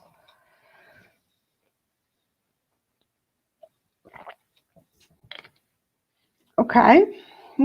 So everyone seems to be saying, oh yeah, leave them in pairs. Peer assessment, good idea. Okay, you might want to be a little bit more specific about that. Yeah, teenagers and taking notes. Nice try. Agreeing or disagreeing is probably going to be easier. Using assessment worksheets was a suggestion. Absolutely. In pairs better, but problems in Zoom. Why? You've got breakout rooms. It's wonderful. I think it's important that the second person always has a specific task. So, for example, you could ask the second person to count specific words. For example, how many times they say and or but. Or ask them to use their own mobile phones and to time exactly how long they speak, and including all of those and so on and so forth. Yes. If you have a student who has a very bad habit, and I had one, well, I have many, let's be honest about this. Many years ago, I inherited a Russian-German student at university, and every second word was which is kind of a hang up from the Russian, I appreciate, but we do say it in English, we just don't say it that much. And so I set the whole entire class, the whole group of students, there were about 12 of them. Okay, every time he says you count it. And they did. And the point of all of that is it raises awareness. And once you've raised the awareness, it's so much easier for the person to do something about it. Yeah. So counting well or like and things like that, things that are helpful in very, very small doses. Yeah. But if the entire minute or 2 minutes is going to be well and like but well, and so on and so forth, then that's not going to be very practical. You could also ask the second student to ask questions as they go. Yeah, so to write down questions. Yeah. Shall we try that? What time is it? How am I doing for time? No, we're not going to try that. I have too little time. I might come back to that though. Yeah, but you could ask them to listen and to ask questions based on what they're saying. Yeah.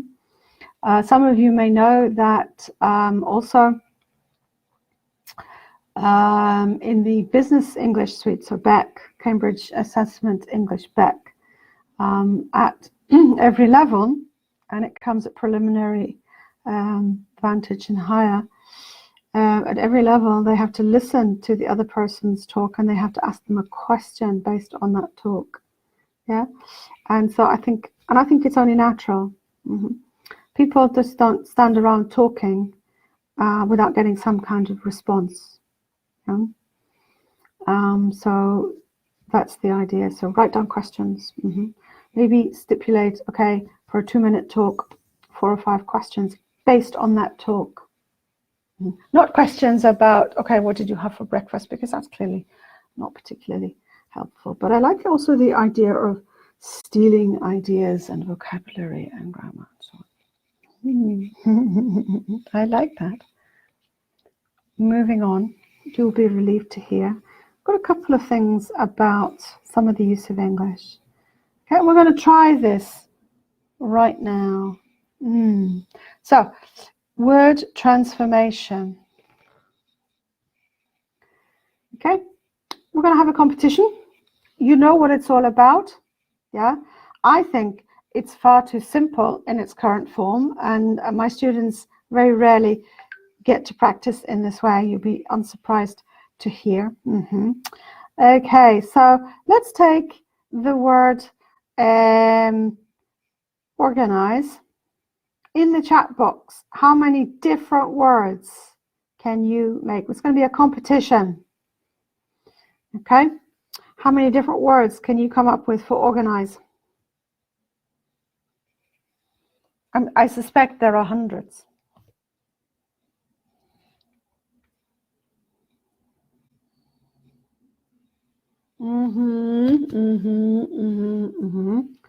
Yeah, organizations there. I saw, yeah, organizer, disorganized. Thank you there, Elena.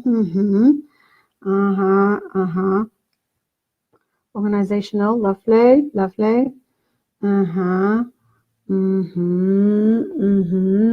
got lots of that. Reorganize, lovely. And okay, reorganization, absolutely. Yeah. Okay. Yeah, I think we've had an organizer before, yeah. Okay. And over-organize. Ooh. Disorganize or disorganize? How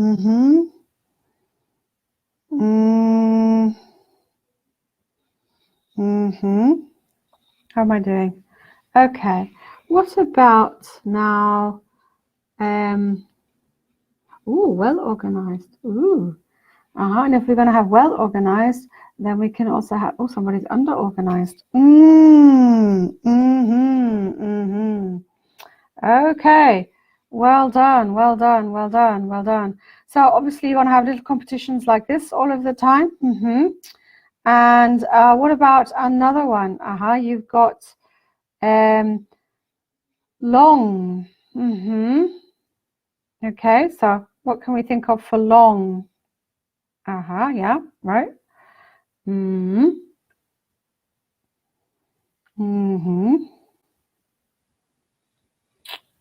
Ooh, yeah, wow, nice. Okay. Yeah, longer, prolong. Ooh, lovely. So it's easy, really and truly. Lengthen. Ooh, elongation. Yeah, and I'm sure you can think of all kinds of words. And again, these are things that are not really going to come up in longitude is unlikely to come up in B2 first, but I think it's important for our students to be thinking in these ways and to also to in their mind. Long-winded, lovely. That's nice. But to begin to make these associations in their minds, yeah. Okay, so you've got so that people, I think. Okay, that wasn't very organized. Let me start again. As essentially as linguists, we think that it's perfectly natural for our students to recognize word stems, yeah, and to be able to make associations, especially when the students get to the higher levels. We think, this is natural. Everyone can do that. Yeah, I'm not convinced that everyone really can do that, and so I think it's important from time to time to practice that. I tend to make life a lot more difficult for my students. I think you're probably all quite grateful you are not my students, frankly, because what I tend to do, I tend to give them the text. I take away the words and I give them the words alphabetically, separately. So, because here, and in C1 Advanced as well, basically what happens is you can see the word alongside the space. So you know, okay, for over half a century, the da in, you know it's got to be something to do with grow. And I tend to make my people think a lot further. So that list of 5 words, they'd have advertise, grow, long, organize, and publish. And they would have to put them in the right places in the text without having that little bit of extra information to work with. I can hear some of you going, oh, but that's mean. Yes, yes, very mean. But on the other hand, it does encourage the students to read, to skim read, and to think more about the meaning. Yeah. And I think with B2, also C1 Advanced, then I think that's important, don't you? Okay. Yeah. Oh, thank you, Julia. Right. Yes, somebody else who's mean. Yay! I like this. Lovely. Okay. So, moving on. Keyword transformation. Everybody's favorite. I hear you shout. Or you can give them no words at all. That is very mean. Because there may be options that you'd want to exclude. I think that's very mean, but certainly an option. Certainly an option, yeah. Okay. Or you can, yeah, it's like with the reading task. The reading task, I think it's B2 first 6 and C1 Advanced 2. The reading task 2, so it'll be reading task 6 again, where they have paragraphs and they have missing bits. Yeah, I tend to be mean enough to cut the whole thing up into paragraphs and get them to put the paragraphs in the right order as well, because then that trains. It is the most terrible time. No, C1 Advanced, the other one is worse, I think, but still. You know, it does train people to look for connections between paragraphs, don't you think? If they have to put them in the right order. And it trains students to be more aware of the structure of writing and the use of the paragraph structure. And that's, I think, important because English does use paragraphs. English academia uses paragraphs. Even if English language journalism doesn't, English language academia most certainly does. And I think it's important that we need to work on that. Yeah, it is still terrible, but you know, whatever. So, paraphrasing is amazing. Absolutely. Thank you, Vaxinia. Okay, so you've got a sentence there. It's not credited, but I think it's from Compact First, the 2nd edition. Sorry about that. I usually credit stuff. I'm not quite sure what happened there. Can anyone help me here? How many words can we use? 1, 2, 3, 4, 5. Yeah. 3 to 6 words. Absolutely. 3 to 6 words. Usually. Okay. Someone's saying 2 to 5. I thought it was 3 to 6 myself, but whatever. Yeah, you can't count on winning. Somebody has already typed in the chat box. Okay. Can I change the count? Can I say counted or countable? No, that's the problem. That even Students at C1 advanced and C2 proficiency keep forgetting. They seem to think we can change things. No. It wouldn't be a keyword transformation, would it?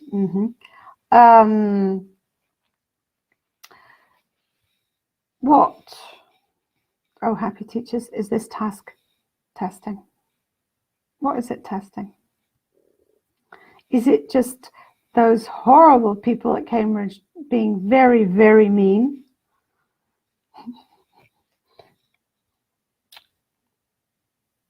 What is it testing? Yeah, paraphrasing. Yeah, but also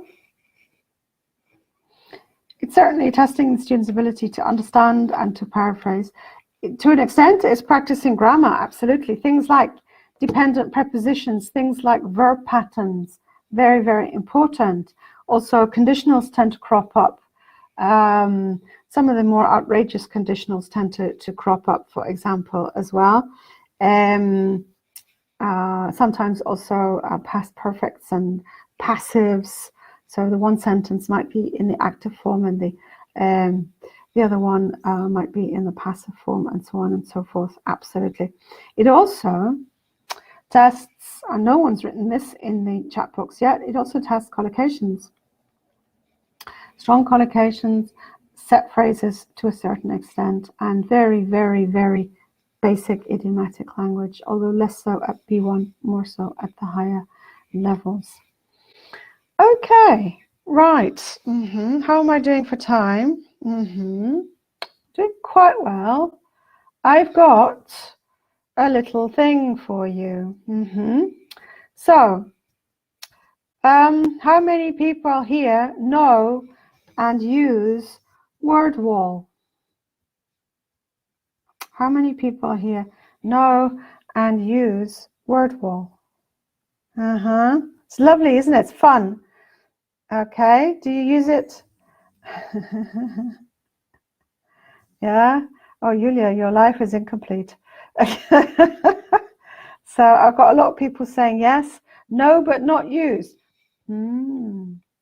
What's this? Okay, I'm taking that as a not really very aware of it. Okay. Okay, so in the chat box in just a second, you will see a link to a word wall activity. Okay, please follow the link and then click on start. All right. Come back when you're good and ready. Okay, follow the link, click on start, do okay, don't get overexcited, do the task. Okay.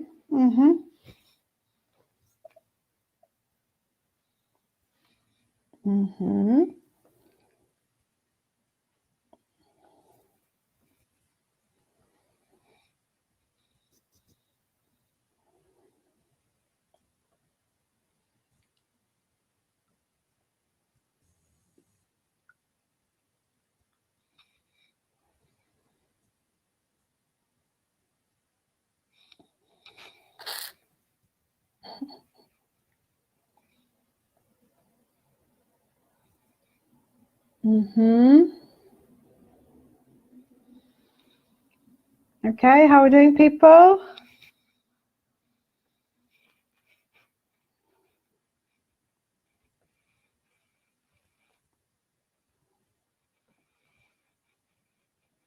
Let me see if I can share this. How are we doing? Okay, I'm going to see if I can share this. Xenia failed. Oh dear, Xenia. How did you fail? Did you not get the answers right, or could you not open the link?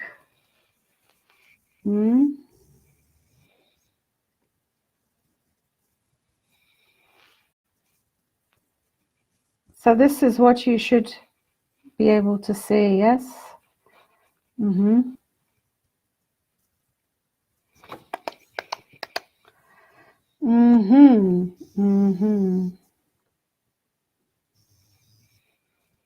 Okay, ready? Perfect, perfect. Did anyone spot the typo? 3 out of 4. Oh, very good, very good. Okay. 4 out of 4. Good for you. Did any annoying ticking? You can turn the sound off. I would make that point. You can so very much turn the sound off, and you can do all sorts of silly things with that. 3 out of 5. That's difficult. There are only 4 questions. There was a misprint instead of us. I'm not sure. There was a typo somewhere along the line in one of the answers. Absolutely. So yeah, there are all sorts of things you can do with that. For those of you currently watching my screen, for example, I did a thing about do and make because I got very tired about with my students getting do and make the wrong way around. So I checked this one. It's running a little bit slowly, but maybe it will. Yeah.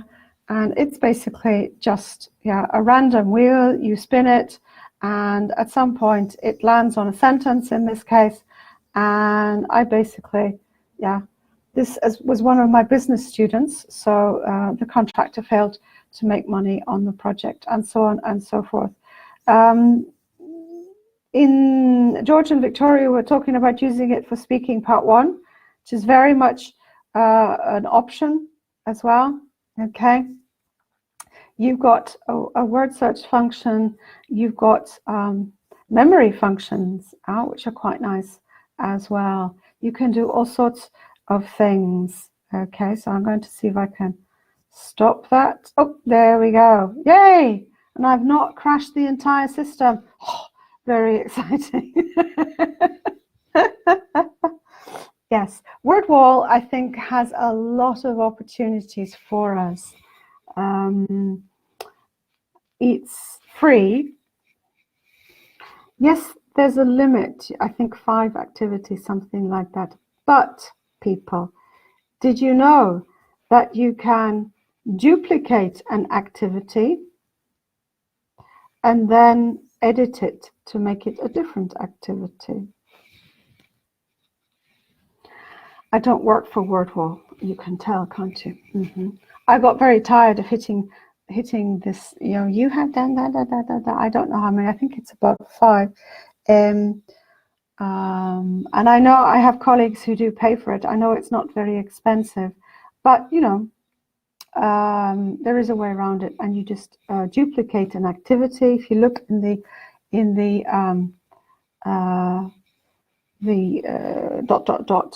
editing options, you can duplicate and then edit, change the name, and so on and so forth, and completely change the activity. And I do that all the time.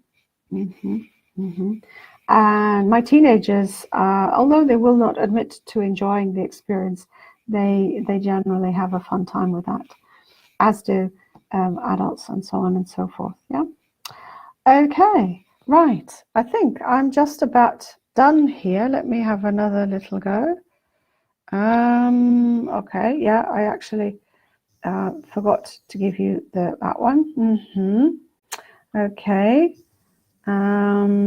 So I don't know if we have any questions there. Anybody got any serious questions that they'd like to ask again in the question box? Okay. But otherwise, I'd like to thank all of you for being with me. Some of you have been with me since Monday. Yay. I'd like to thank all of you who've been with me at all this week. I hope you've enjoyed interacting with me and being shouted at by me and writing your thoughts in the chat box. Thank you very, very much for being such a receptive and interactive audience. Thank you.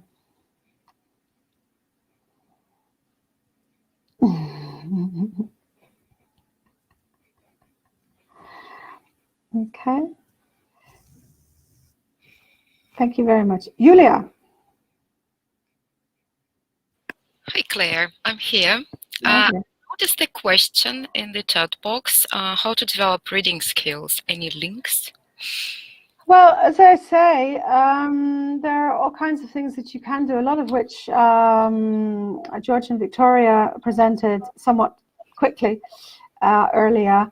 I think with reading, the one point that one of them did make was that you should force your students to read in class, because if you're constantly giving them stuff to read at home, you can't really help them develop the different skills. So skim reading, scan reading, reading for detail, reading to infer meaning and stuff like that, you can really only focus on in the classroom. You need to develop the skills before you send them home to do that. And I think that's the thing to be said about that. Otherwise, yeah, the BBC breaking news things, nice. I like that. Because it goes. Thank you, Claire. Yeah, well, Good speed reading. to these resources and this speed reading, this is really, really useful, and I know that teachers and students really love it. So in the follow-up email, the links, I will include the links. So once again, thank you very much for this engaging interactive session, for all 3 sessions that you delivered this week. That was really great. We loved your surprises like Padlet and Word Wall, and today's activity was really great. I enjoyed it because I followed the link and I got 4 You out did? of 4. Yes. Whoa, good for you. Woohoo. Okay. Thank Yes. you very much. I'll Thank stop you. web casting now. Thank you very much. I see Okay. that some people Bye, want to become your people. students. Bye. They say thank you. Bye. Thank you, Claire. Have a lovely day. Bye-bye.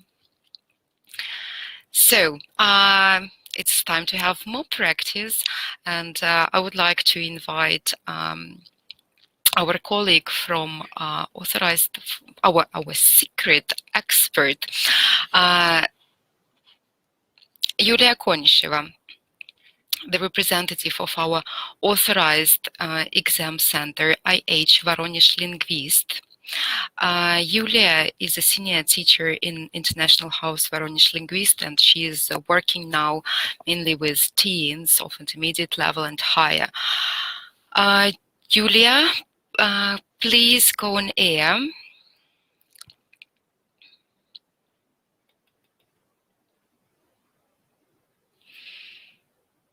So in this session, we're going to share some best practice. Hello, Yulia, can you hear me? Hello, yes, do you hear me? Yes, I can. That's great. I can hear you. I can see you. I've just uploaded your presentation. I know that during your session, there will be some materials that we would like to share with the participants. So let me know and I will make these files downloadable. And the participants of our webinar will receive a link to download these materials and to use them after. So you're welcome. The floor is now yours. Thank you so much. Firstly, I'm very happy to be a part of such an event, yeah, and moreover to be an expert to share some of my ideas, because there are a lot of them, and I'm more concerned about practice. I don't like a lot of theory. And all those ideas that I'm going to share with you have been used by me, and I tried using them during the lesson. As Julia mentioned before, I've been teaching at IH Voronezh Linguist for 10 years, and you know that when it was my first year, I used to have students of preliminary school, and these students didn't want to change a teacher. That's why I had to come up with more and more and more ideas to be original and to interest them and to motivate them. So let's start. So firstly, I'm a vocabulary freak. I pay a lot of attention to studying vocabulary. I motivate my students into learning as much vocabulary as possible. We both use Quizlet with them, so I type the words, target vocabulary or some extra vocabulary, and those students who want to enlarge their vocabulary, they use it freely. So this is what really motivates me when I think that if I'm not over-engaging my students with the vocabulary, I always remember David Wilkins, who is a linguist, and he said that without grammar, very little can be conveyed, but without vocabulary, nothing can be conveyed. So you need as many words as possible to make your speech better, yeah, and basically to pass your exam in the end. What I'm also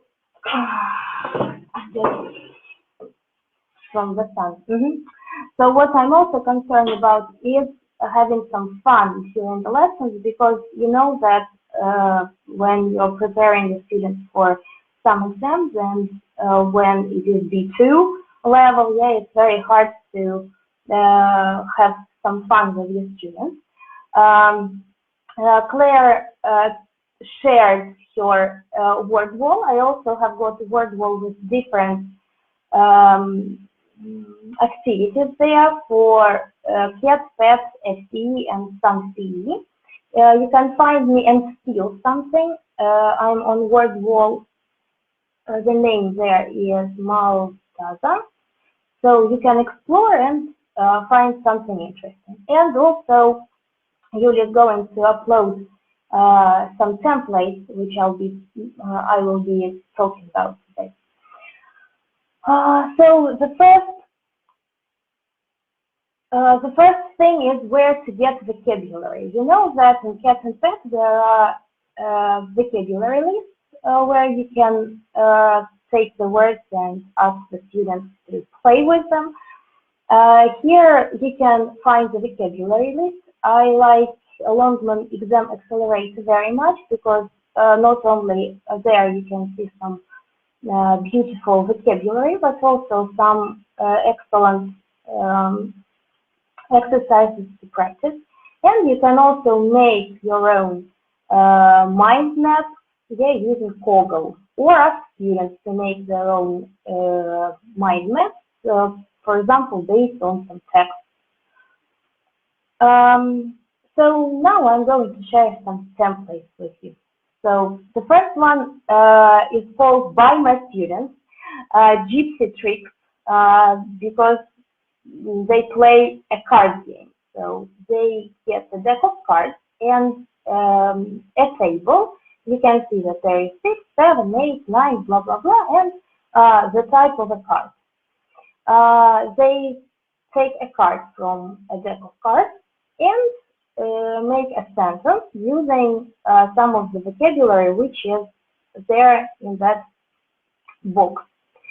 I also use it with online students, or sometimes if you do not have any cards with you, you can ask them to go to a site which is called something like a random playing card, something like that. You can Google it, and basically the first link will be perfect for you. So you can ask them to use this one. This is kind of a randomizer. It's a nice variation of making them, yeah, not choose the vocabulary they want to, but to pick up, like the word is picked up for them. Also, this is quite useful because you can always hear your students complain that they have no imagination, that they can't write stories.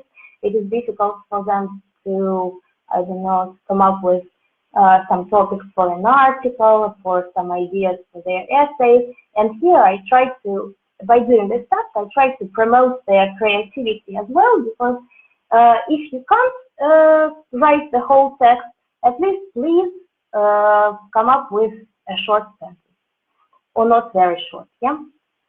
The second one is tic-tac-toe, which is crosses and knots, whatever. So you can see a block of 9 squares. They also pick up 1 square and they put a cross or a knot in the square try to win the game. Also, they have to come up with a sentence or with a synonym to the word, or with definition of it, and so on.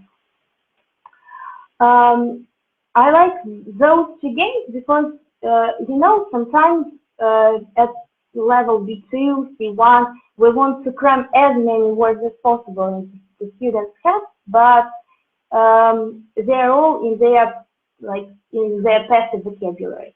And unfortunately, they tend to use the vocabulary that they always use. Yeah, that is very hard to make them use, for example, words like engrossing, captivating, because they go on using interesting, fun, and so on. So this is kind of a legal way to make them verbalize these words. This is a dice game. I use a dice, they roll a dice and choose any. So they, for example, they have got 6. They can choose any box which is under 6. And basically, this is kind of crosses and dots game, tic-tac-toe game, but they need to make a line of 6 if they're playing in a pair, and a line of 5 or 4 if they're playing in a group of 3. In this template, I have got definitions of the words to practice and revise some of the target vocabulary. This is what I like very much, because you know that there is carrot and stick policy. So this is candy and stick policy in my case. So I use Pitfalls and M&M to play kind of an alias game. So firstly, they sanitize their hands, and then they get a cup of candies. So each student gets his own cup of candies. They close their eyes, pick up a candy, eat it, and depending on this, they do the task looking at their target vocabulary. They can mime the words, they can lip read, they can spell in the air, which is fun. For example, they write, and you have to read. And then they give a definition and they can draw. So this is a very nice variation for warming up. I like it very much in my students as well. So if you do not want to buy some candies, you can use a dice, because here you have got 1, 2, 3, 4, 5, and looking at the number which is on the dice, they can easily do the task. Also, you can see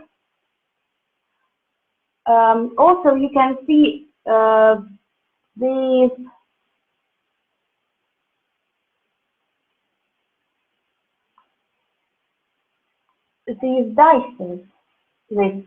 I have got 3 of them. They are called icosahedrons, and my students roll the dice and make a sentence with target vocabulary with the number which is here. So for example, they can see number 20 here. Yes, so they will have to make a sentence with 20 words. This I find really useful, because some students cannot expand their sentences, and this is going to motivate them. Nearly the last one, I suppose, working with grammar and structure, enough for vocabulary, but actually you can adapt this to grammar as well. And this is bingo. So sometimes we have got some structures which students do not pay attention to, like some connectives, connectors, and so on. So we need to trigger their usage.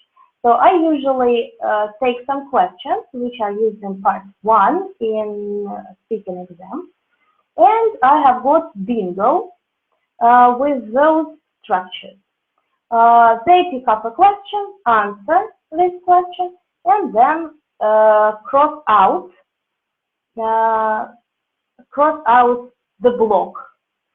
Their task is to cross out either a vertical line or a horizontal line. That's basically it.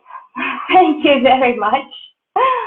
I'm not a prominent blogger, but I tend to upload some activities with instructions how to do this or that activity in my Instagram.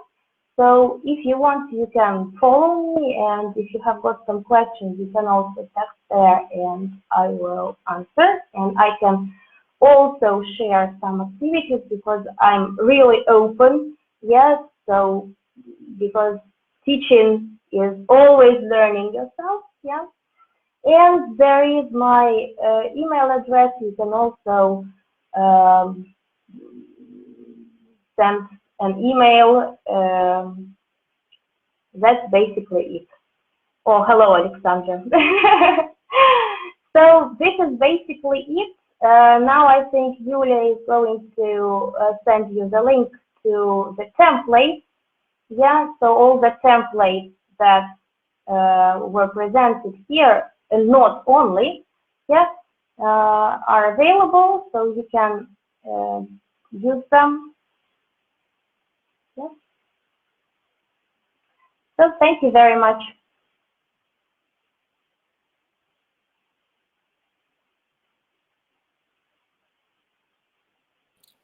Thank you, Julia. Thank you for these ideas. I'm sure that all participants enjoyed this break with our expert, because these ideas are really, really useful, and it's quite easy to use them in the classroom. Thank you very much. Dear friends, please save Julia's contact details, and here is her Instagram if you want to find more ideas on practicing vocabulary and grammar. Please follow Julia, and I'm sure that you will like all these ideas. Thank you very much. And now it's time to move to the final session of this day, of this conference. So let's talk about learning materials for B2 First from Cambridge Exams Publishing. I'm happy to welcome John McNeill, our colleague from Cambridge University Press. John, please go on air. Thank you, Julia. Can you hear Hello. me? Yes, I can hear you. I've just uploaded your slides. Thank you. Can you see the presentation? I can, yes? yeah. Wonderful. And, I really enjoyed Julia's presentation. Unfortunately, I don't have any M&Ms or skills, but I'd love to play some word games with food like that in the future in a classroom. That would be fantastic. So thank you very much, Julia, for those ideas. I'm John McNeill. I've been working for Cambridge for a little while, maybe about 13 years. And I work for Cambridge Exams Publishing, which is the part of Cambridge which crosses Cambridge Assessment English and Cambridge University Press and makes the learning materials. It's the official Cambridge exam preparation provider. So that's who I am. I'm based in Switzerland, and I'm glad to see everyone who's been presenting so far today has some sunshine coming in their background, and it's a very sunny day here today, especially as it's my youngest daughter's birthday. And when we think back to this time last year, we were in a situation where the birthday party was mummy and daddy and my other daughter. And today, thankfully, it's a little bit larger, but it is outside in the forest in a responsible manner. So the restrictions were lifted a few weeks ago to allow us to have a small gathering in the forest for my daughter for her birthday. So that's the positive, and it makes it a very good day. So that's why there's the happy birthday bunting behind me. So that's who I am, and I'm going to ask a question. If you can maybe try and guess where I'm from my accent. So a little bit later, you can you can guess my where I come from after you've listened to me for a little bit longer. So that's my usual sort of party piece at the start of presentations. What I'm going to talk about today is our newest preparation materials for B2 First. So we have 2 new courses, Compact and Complete, new additions of long-standing courses, I should say. We also have a new course at Advanced, C1 Advanced called Open World. But what binds these courses together is the new digital offering that we have. And this is as a result of a lot of, experience over this last year of how you as teachers have been adapting and how students have been using material. We've actually accelerated and brought forward a lot of our earlier digital plans as the need was greater, and the willingness and eagerness of teachers and students to do things digitally grew and grew. And I'm very, very proud of the way teachers around the world have reacted and responded. And I'm also quite proud of how we have reacted and responded. We've done quite well in answering the challenges that you are dealing with in a day-to-day situation. So Cambridge Exams Publishing, it sort of allows your student to have the confidence that the material that they are using has been made by the same people who make the qualifications. They've been checked and validated by the same teams. So every tip and every information box is accurate and as close to the real exam experience as possible. We also have other resources such as the corpus. So the corpus is a great big body of language, and unlike the English word corpse, the corpus is a living body of language, and it allows us to look at how language is used in the world today, what actually is said, what are the high frequency expressions. And then a part of the corpus is the learner corpus. And the learner corpus is made up of Cambridge qualifications and all the attempts at communicating and maybe a lot of the mistakes that are made in exams. So by putting how language is used in the world and how students attempt to use language in exams, we put the two together, and our authors then inform the materials to help students avoid the most typical learner errors.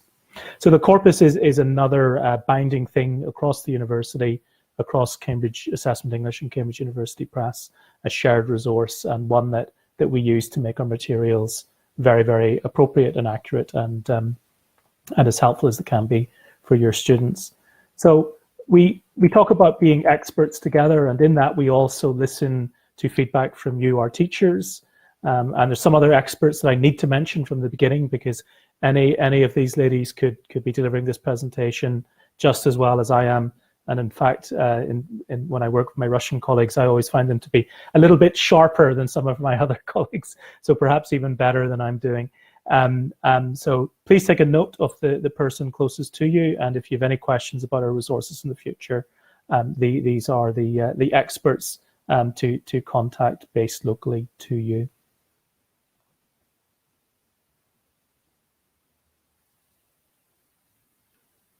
So a little bit of maybe now more of a historical point, if I can be so flippant and say that. Did anybody guess where I was from yet? I'm looking at the chat, but I haven't seen any guesses. I'd love to say I had a prize, but I don't.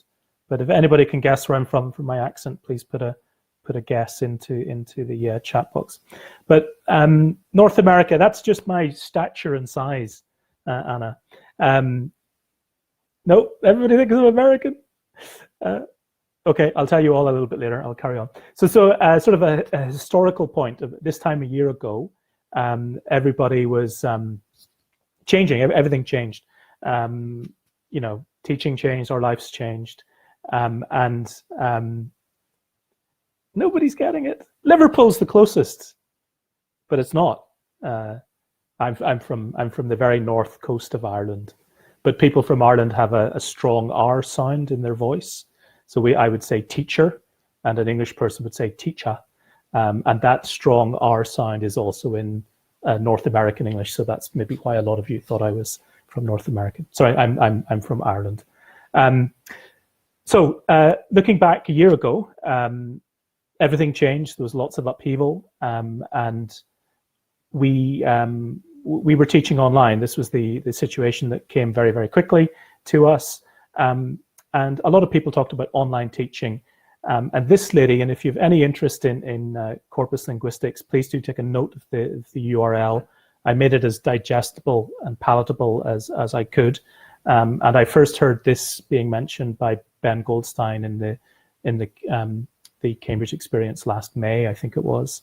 But Julie took a time-stamped web corpus, and she looked at the months of March and April, and she looked at the words that modified learning and teaching to see which were the most frequent. What did people talk about when they talked about learning and teaching? And the most frequent word was online. But of course, we've learned since then that we were using online tools to teach, but we weren't really teaching online. What we were doing was remote teaching, because we were using materials that hadn't been necessarily designed to be taught, over the internet in that way. And online teaching would imply that it's an established mode of delivery designed that way from the beginning. And of course, since then, in many, many parts of the world now, we're not fully back in the classroom. In fact, we might be meeting our students rather, partly in the classroom, and then maybe partly at a distance. So we've actually moved to blended learning in many parts of the world, where students are spending maybe Monday and Wednesday in school, and the rest of the week they're at home, so that classes can be smaller in size. So perhaps this is a little bit historical now on the 1-year anniversary, but Cambridge talked about remote teaching. And this was one of the first things that I was doing this time last year, was working on remote teaching guides. And I put together this one for Compact first. For Compact series, actually, we used a different level. These are still available. They're available at this link, and this link will come up again, and we'll also share the links with you after the talk. But how to teach remotely with these materials was what we focused on. So teachers had their course books, and we tried to support teachers in how to teach remotely with them. So of course this meant helping teachers maybe use screen sharing for the first time, and use chat boxes and breakout rooms, and highlighting what they are good for. So we know that screen sharing is great for giving instructions and for presenting, as I am doing. And the chat box is great for getting feedback and guesses from nationalities of where you're from and things like that. My favorite use of digital tools in live environments is the breakout room. And I spend a lot of my time in internal meetings for work, and maybe 20 or 30 people. And it really does feel different than when you're put into a smaller group. It does really feel much more intimate, and that has to be extremely powerful in a classroom setting, and then rotate around the breakout rooms and observe what's happening in those groups. So this is what we did. We had templates to follow, so useful tools in live classes. We also gave some ideas for flipped approach. So the idea that students would do as much before the live lesson as they could. So the most obvious things are, covering the readings in advance so that you can talk about the content in the class, doing the listenings in advance, again, so that you can discuss and compare answers in class. What we also did was take a full unit of the coursebook series and look at the teaching notes and rewrite those teaching notes to show how you might teach a full unit of a course in an online environment. I've just given a screen grab here showing this, but different strategies that you could use, and perhaps some tools that would help for different parts of the lesson. So this was our first attempt to support teachers in the remote teaching. And we also gave tips and guidance on the wider tools that were becoming very popular, like discussion forums, which you can use with your students whilst, when you're not exactly in the live lesson, or have your students work together on video, audio recordings, or writing documents on team sites or on drives. So very, very useful documents. They still exist, and they're still on our website. They're available at this link, and they are the remote teaching guides, and they're available for our major coursebook series. With the flipped approach, we also realized very quickly we have to get students access to our classroom audio as quickly as possible. And it's so much more beneficial for a student to be in charge of that audio and control it. When I think back to my teaching from years ago, the listening exercise was always very much a teacher's in control. Teacher plays the listening once or twice, asks, just questions, asks detailed questions. But giving students access to the audio gives them complete control over it. So we also supported students and teachers by uploading our audio also on this site, and other resources. And depending on the part of the world and how much local resources we had, and whether we knew our current customers or not, but customers who were known to us in some parts of the world, we shared digital views of our course books so that they could present them on screen. So that was what we did a year ago, and I'm looking to a positive time in the future where everything's we're all slowly getting back into classrooms, and let's hope our next academic year is as normal one as possible. But looking at these learning materials, we also noticed a much more interest in our self-study materials. So one example I'm going to show you here is Grammar and Vocabulary for First and First Certificate, which is perhaps one of the longest titles we have in Cambridge.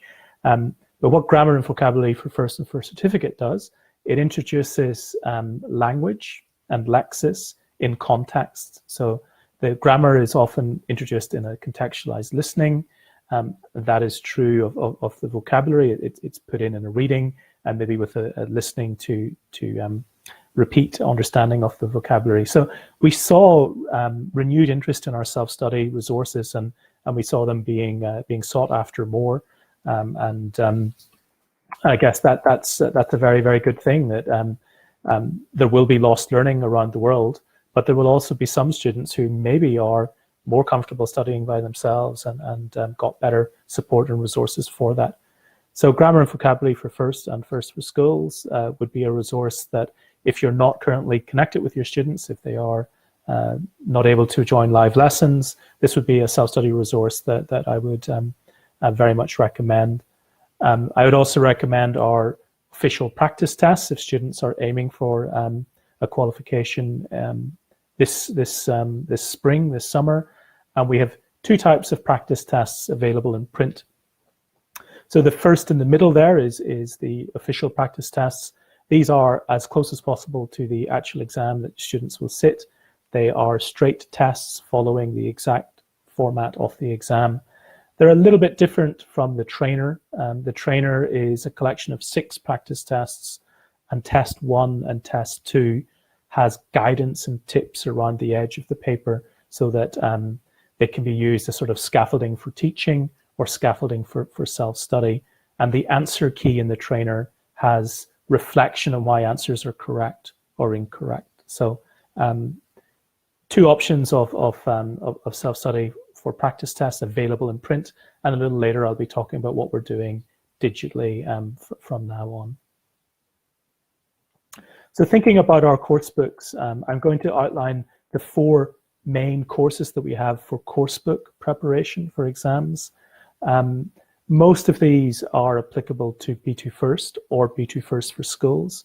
So Compact is available for both versions, as is Complete. Open World is B2 First, and Prepare is B2 First for Schools, but the first 2 have versions for each exam. Compact is a reduced course. It's a shorter course, so it offers revision of language. So it assumes that students are not necessarily meeting B2 language for the first time. It's often used when students also have another general English book, and perhaps they're choosing to do exam preparation in 1 lesson a week, or in an evening class, an evening school, those sort of scenarios. Something that I always say to teachers, it is a reduced course book. It's not magic. It's shorter, but if your students need the full B2 exam preparation journey, then they probably need a resource like Complete First. So Complete is a full-length course book. It's a 1-book solution. And throughout the flow of each unit, it covers language development and exam preparation. So they're interwoven throughout the unit. And that would contrast with Open World. So Open World will have language development in the unit, and it will have exam preparation in dedicated folders. So if all your students are aiming to do the exam, Complete First would be a logical choice.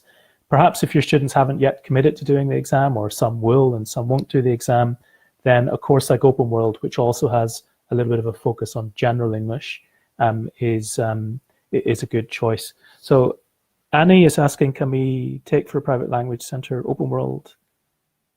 Yeah, so Open World, yes, you could use Open World for general English. There's no reason why you couldn't. It has a strong focus on general English, and the exam prep is in folders. So if your students were not necessarily aiming for the exam, you would have control over when you choose to do that or not, and it would not be distracting for the student. Whereas with Complete, if it was entirely a general English course, the exam prep is interwoven throughout the unit, and if the students actually don't really have interest in an examination at that time, it might be a little bit distracting. The same would also be true for Prepare. Prepare is a secondary course book, and it also has the advantage of preparing for Cambridge exams. It's a two-book approach. One book gently introduces the exam, and the second book covers it in more detail. No problem, Annie. Thank you for asking the question. Now I'm a man, so reading questions can knock me off the flow. I'm not a great multitasker, but no problem, Annie. Thank you for the question. So now I'm going to give a little bit more information on each of these courses. I just gave a few bullet points on each of them. So the first important thing to say about Compact is we're releasing a brand new edition next month in a few weeks. That new edition we will have reworked all the reading and listening texts just to keep the interest high in the course, and the layout and design of the course has been updated. It's a little bit more easy to navigate. So we've taken this feedback from teachers around the world, and again, that's what we mean by experts together. Okay, I'm going to cover Complete in a second, Alina. Yes, and I can answer your question then. So that's Compact. We've also introduced QR codes, which have Grammar on the Move videos attached to them. So with the flipped approach being quite useful in remote teaching scenarios, we've put these QR codes throughout the course book, and the teacher can say, please review the grammar video before the lesson on your mobile phone. It's very easy for the student. They just use their mobile phone, go over the QR code, and it pulls them straight into the resource. So that has been added into Compact to make it more flexible for whatever teaching scenario we're put in the future. And now with Complete, Complete also has a new edition in April. So yes, Complete is being updated, and all reading and listening texts have been updated, and they've been fine-tuned for their level. And in general, you would say perhaps slightly more challenging. And I hope that answers your question, Arlena. I hope people don't think that was a planted question, but yes, we've looked at the level of some of the readings, and we've made sure that they're in some cases a little bit more challenging. So I hope that is a good thing for you, Arlena. Sorry. So the design has been updated. So as many of you know, if you've done exams before, key and preliminary exams were updated in 2020, and we updated the earlier versions of these books. So the design is following into line now. So the design follows the earlier books. We've also, with Complete being an integrated approach, it covers everything that you need to read, write, listen, or speak about for the exam. It really is a complete, rounded course, and quite frankly, it's one of our biggest selling courses in the world. And we also have updated our writing banks and other banks at the back of the book. And this gives you the advantage of that little bit of flexibility, that if you have a certain group of students who maybe need to work on one thing, you can direct them to the back of the book and have them in one group, and maybe review some of the other parts of the unit with another group of the class. So having things split up into banks just gives you that little bit of flexibility to go into more depth when you need to with certain groups that you're working with. So Open World has been around for a few years. It's available at A2, B1, and B2. And we've just released an advanced level. It was released in December last year. So Open World really is where our exam preparation moves even more into general English. So it takes a focus on the real world. We have documentaries in Open World. It's linked to the Cambridge framework of life competencies. So these are the skills we need. We need to collaborate and work with colleagues and our friends and our neighbors, and we need to make decisions and contribute. So these life competency frameworks are referenced within the book. And we have video animation of documentaries of real life scenarios around the world. The example I'm going to give you, because I really love this, and I've seen this, I've taught English as a foreign language, I've taught English as a second language in English-speaking countries, and it's a very different experience. I remember my first teaching was in Poland, and it was a foreign language. It was quite difficult to get the students very connected to why they were learning English. I also spent a year teaching English in Australia, and it was just so easy to connect students to the reason they were learning English. And for homework, you could send them to a shopping center to tell you which mobile phone contract was cheaper or more expensive or better value than if you were doing a comparative lesson. So the language you hear in an English-speaking country can be a little bit different from the actual language that is taught. So in this little conversation, George is saying, hey, how's it going? And William's saying, good, thanks. And William says, I haven't seen you for a long time. And George says, you're right. What have you been up to? This and that. I'm doing a bit of volunteering at the moment. George says, no way. Where are you doing that? Now, this is lovely language, but the expressions in 1, 2, and 3 could be replaced by some of these words in A, B, C, D, E, F, and G. So if you'd like to work with yourself, I imagine you're not with colleagues, or if you are with a colleague, have a chat with your colleague, and which one of these words could replace the expressions in place 1, 2, and 3. So George and William are using lovely informal language. It's lovely standard English, but it might be even more informal. So I'm going to keep quiet for a few seconds and let you try and match up these alternative words. Where would they fit in for expression 1, 2, and 3? Working only with open world. Would working only with open world provide good preparation for B2? Yes, open world is a full-length course, and it would give very good language development and language revision at the B2 first level. Yes, it would. Which teacher's book has more worksheets, complete or open world? I don't know off the top of my head. I'm sorry. Advanced open world is aimed at C1. Okay, so now we're going to look at the answers. There's some 1G, 2C, 3D.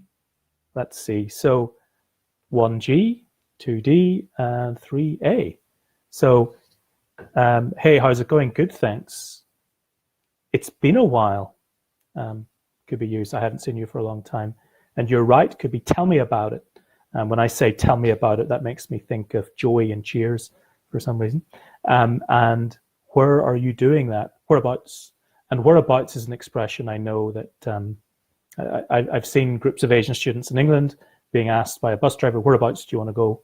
And if they were asked, where would you like to go? They would perfectly understand, but whereabouts can just be that little bit colloquial, and it can be a little bit challenging.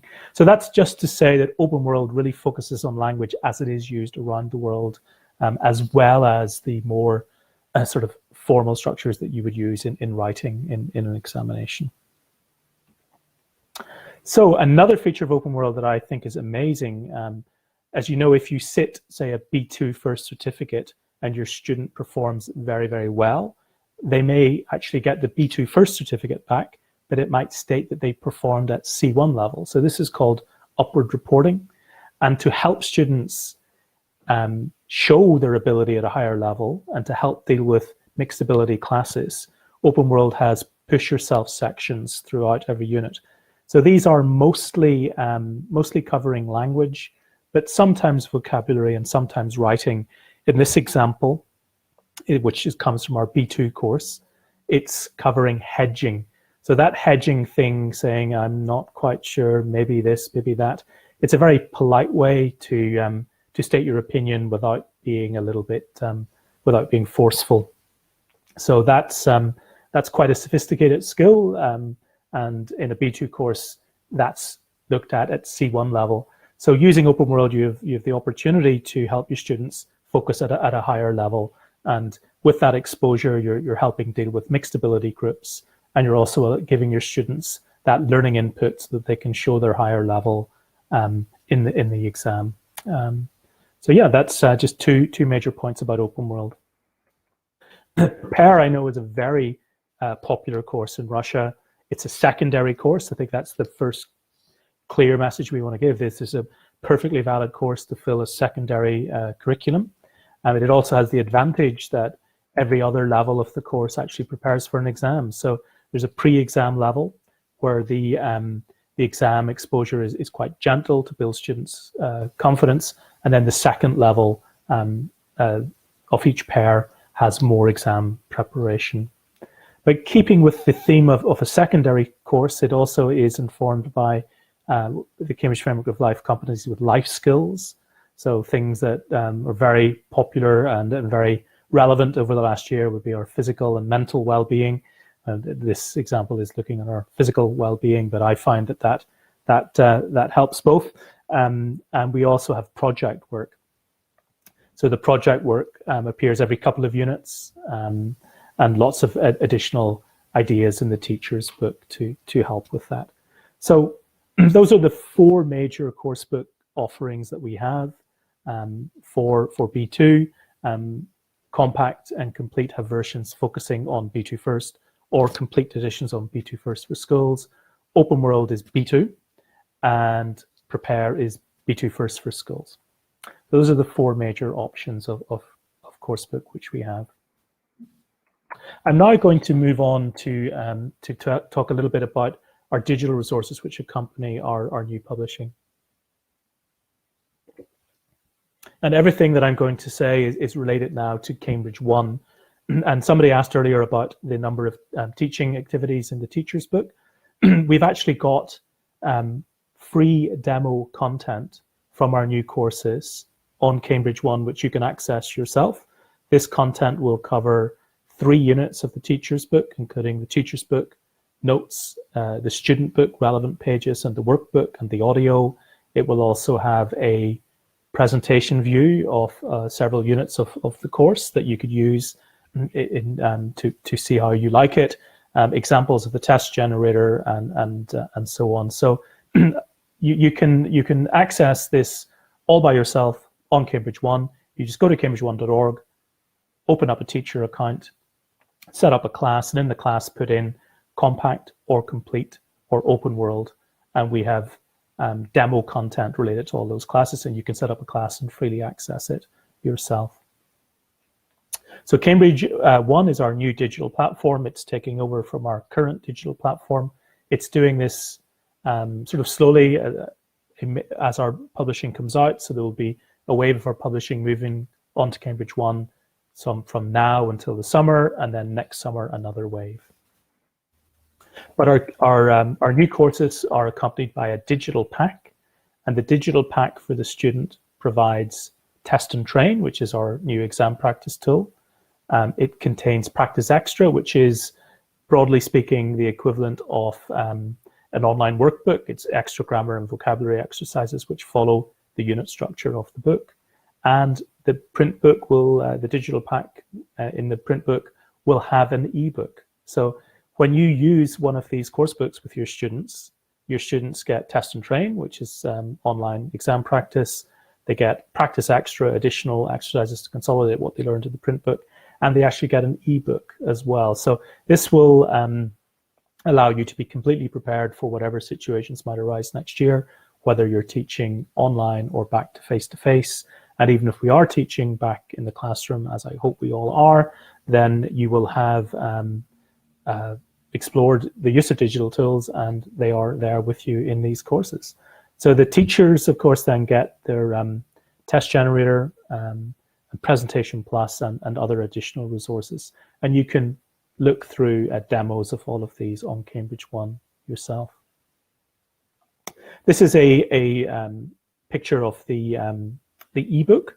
So the ebook is enhanced. So that means that you can play the audio recordings from the ebook. You can also mask certain sections and highlight them, underline them. So it's it's an enhanced ebook which is very useful for the student, and that they can directly access the audio from the ebook. So I'm going to go in a little bit more depth into Test and Train. So Test and Train is mobile first. So I think the first important thing to say is our earlier digital resources were designed at a time when the desktop ruled, and now when the mobile phone rules, that's the way we are designing our material. So the students have 2 practice tests which they can access in their mobile phone, and the teacher has a practice test that they can assign the student, and I'll tell you a little bit more about that later. But first of all, the on-the-go practice material has guidance and hints and tips on how to approach the activity, and it gives feedback. So obviously for reading and use of English listening, this is quite easy to give feedback because answers are usually quite black and white, right or wrong. And when it comes to speaking and writing, for the speaking we give access to videos of speaking tests with examiner comments, and for writing we give example texts with examiner comments. So that's how we deal with the more productive skills. Most of the feedback within the system that's most useful and relevant for a student is on receptive skills. We also then have a timed practice test. So this will expose the students to the experience of doing a computer-based exam. And for that reason, it will not work on a mobile phone. It will only work on a desktop because computer-based testing is available on a desktop environment. So I'm going to give you a few little screen grabs of this. I normally present live with a browser, but I haven't used this platform before, so I didn't want to risk that. But this is just what it looks like. So this is a reading and a use of English. You see the little light bulbs there? The little light bulbs give you guidance and tips. It's sort of structured. And there's the reading exercise on the other side of the screen. So the first little light bulb tells you what that part of the exam is actually testing, what it's doing. And the second little light bulb gives you guidance and tips on how to approach that. Then you would read the reading text and you would put your answers in, and I didn't do very well, really, did I? I got 2 right, but most of them were incorrect. And then I would get positive reinforcement, feedback on the answers that are correct, and I would get some help with the answers which are incorrect. So I would be told why it was incorrect, and then I could go back and try again. So I think we've done everything we possibly can to really give a student self-study material that they can access in their own time, but we hope that it gives you, the teacher, confidence they're actually getting positive feedback on what's correct, and they're getting helpful feedback on what's incorrect, and that this will really allow learning to take place. For the listening, it's the same. We have the little light bulbs explaining what that is testing, and give some tips on how to approach. And this is the mock test, the timed practice test. So if any of you have seen a computer-based test, you'll recognize this. It looks the same. It is the same, and this will allow students to, go through a test. It will be timed, but they can pause the timer, and they can, answer the doorbell if that happens, and they can go back to it. But it gives them as close a possible experience to the final exam, and it'll expose them to sort of tools like highlighting and writing notes on the screen, which of course you can do with computer-based tests. So that's been a very quick overview of our new materials. Our newest courses are Compact and Complete First. They're going to be published next month. Open World Advanced is published now, and the digital packs are connected to these course books in the student book, and the digital packs will be turned on live in May. So very, very much in time for the new school year. You can access this now if you go to cambridge1.org, set yourself up with a teacher's account. It really is very, very simple and easy, straightforward. The user experience is very, very good. That was our core goal, that everything be very easy to use. And I hope you have an opportunity to get a look at our materials and do that. And somebody can tell me which teacher's book has the most resources, because I'm afraid I don't know the answer to that question. Experts together, again, I'll share the local experts. I think some were answering some questions earlier. So these are your local contacts wherever you are. Those are their email addresses. I would encourage you to have a look at cambridge1.org. I'm including a little link to the video describing Test and Train.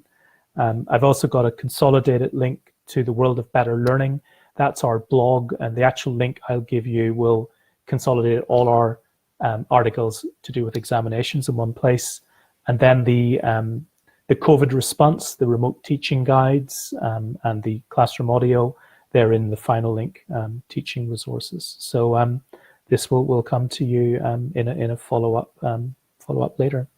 So Julia, I've tried to answer questions as they came in. I challenged my male inability to multitask, but I'm not sure if I've missed some.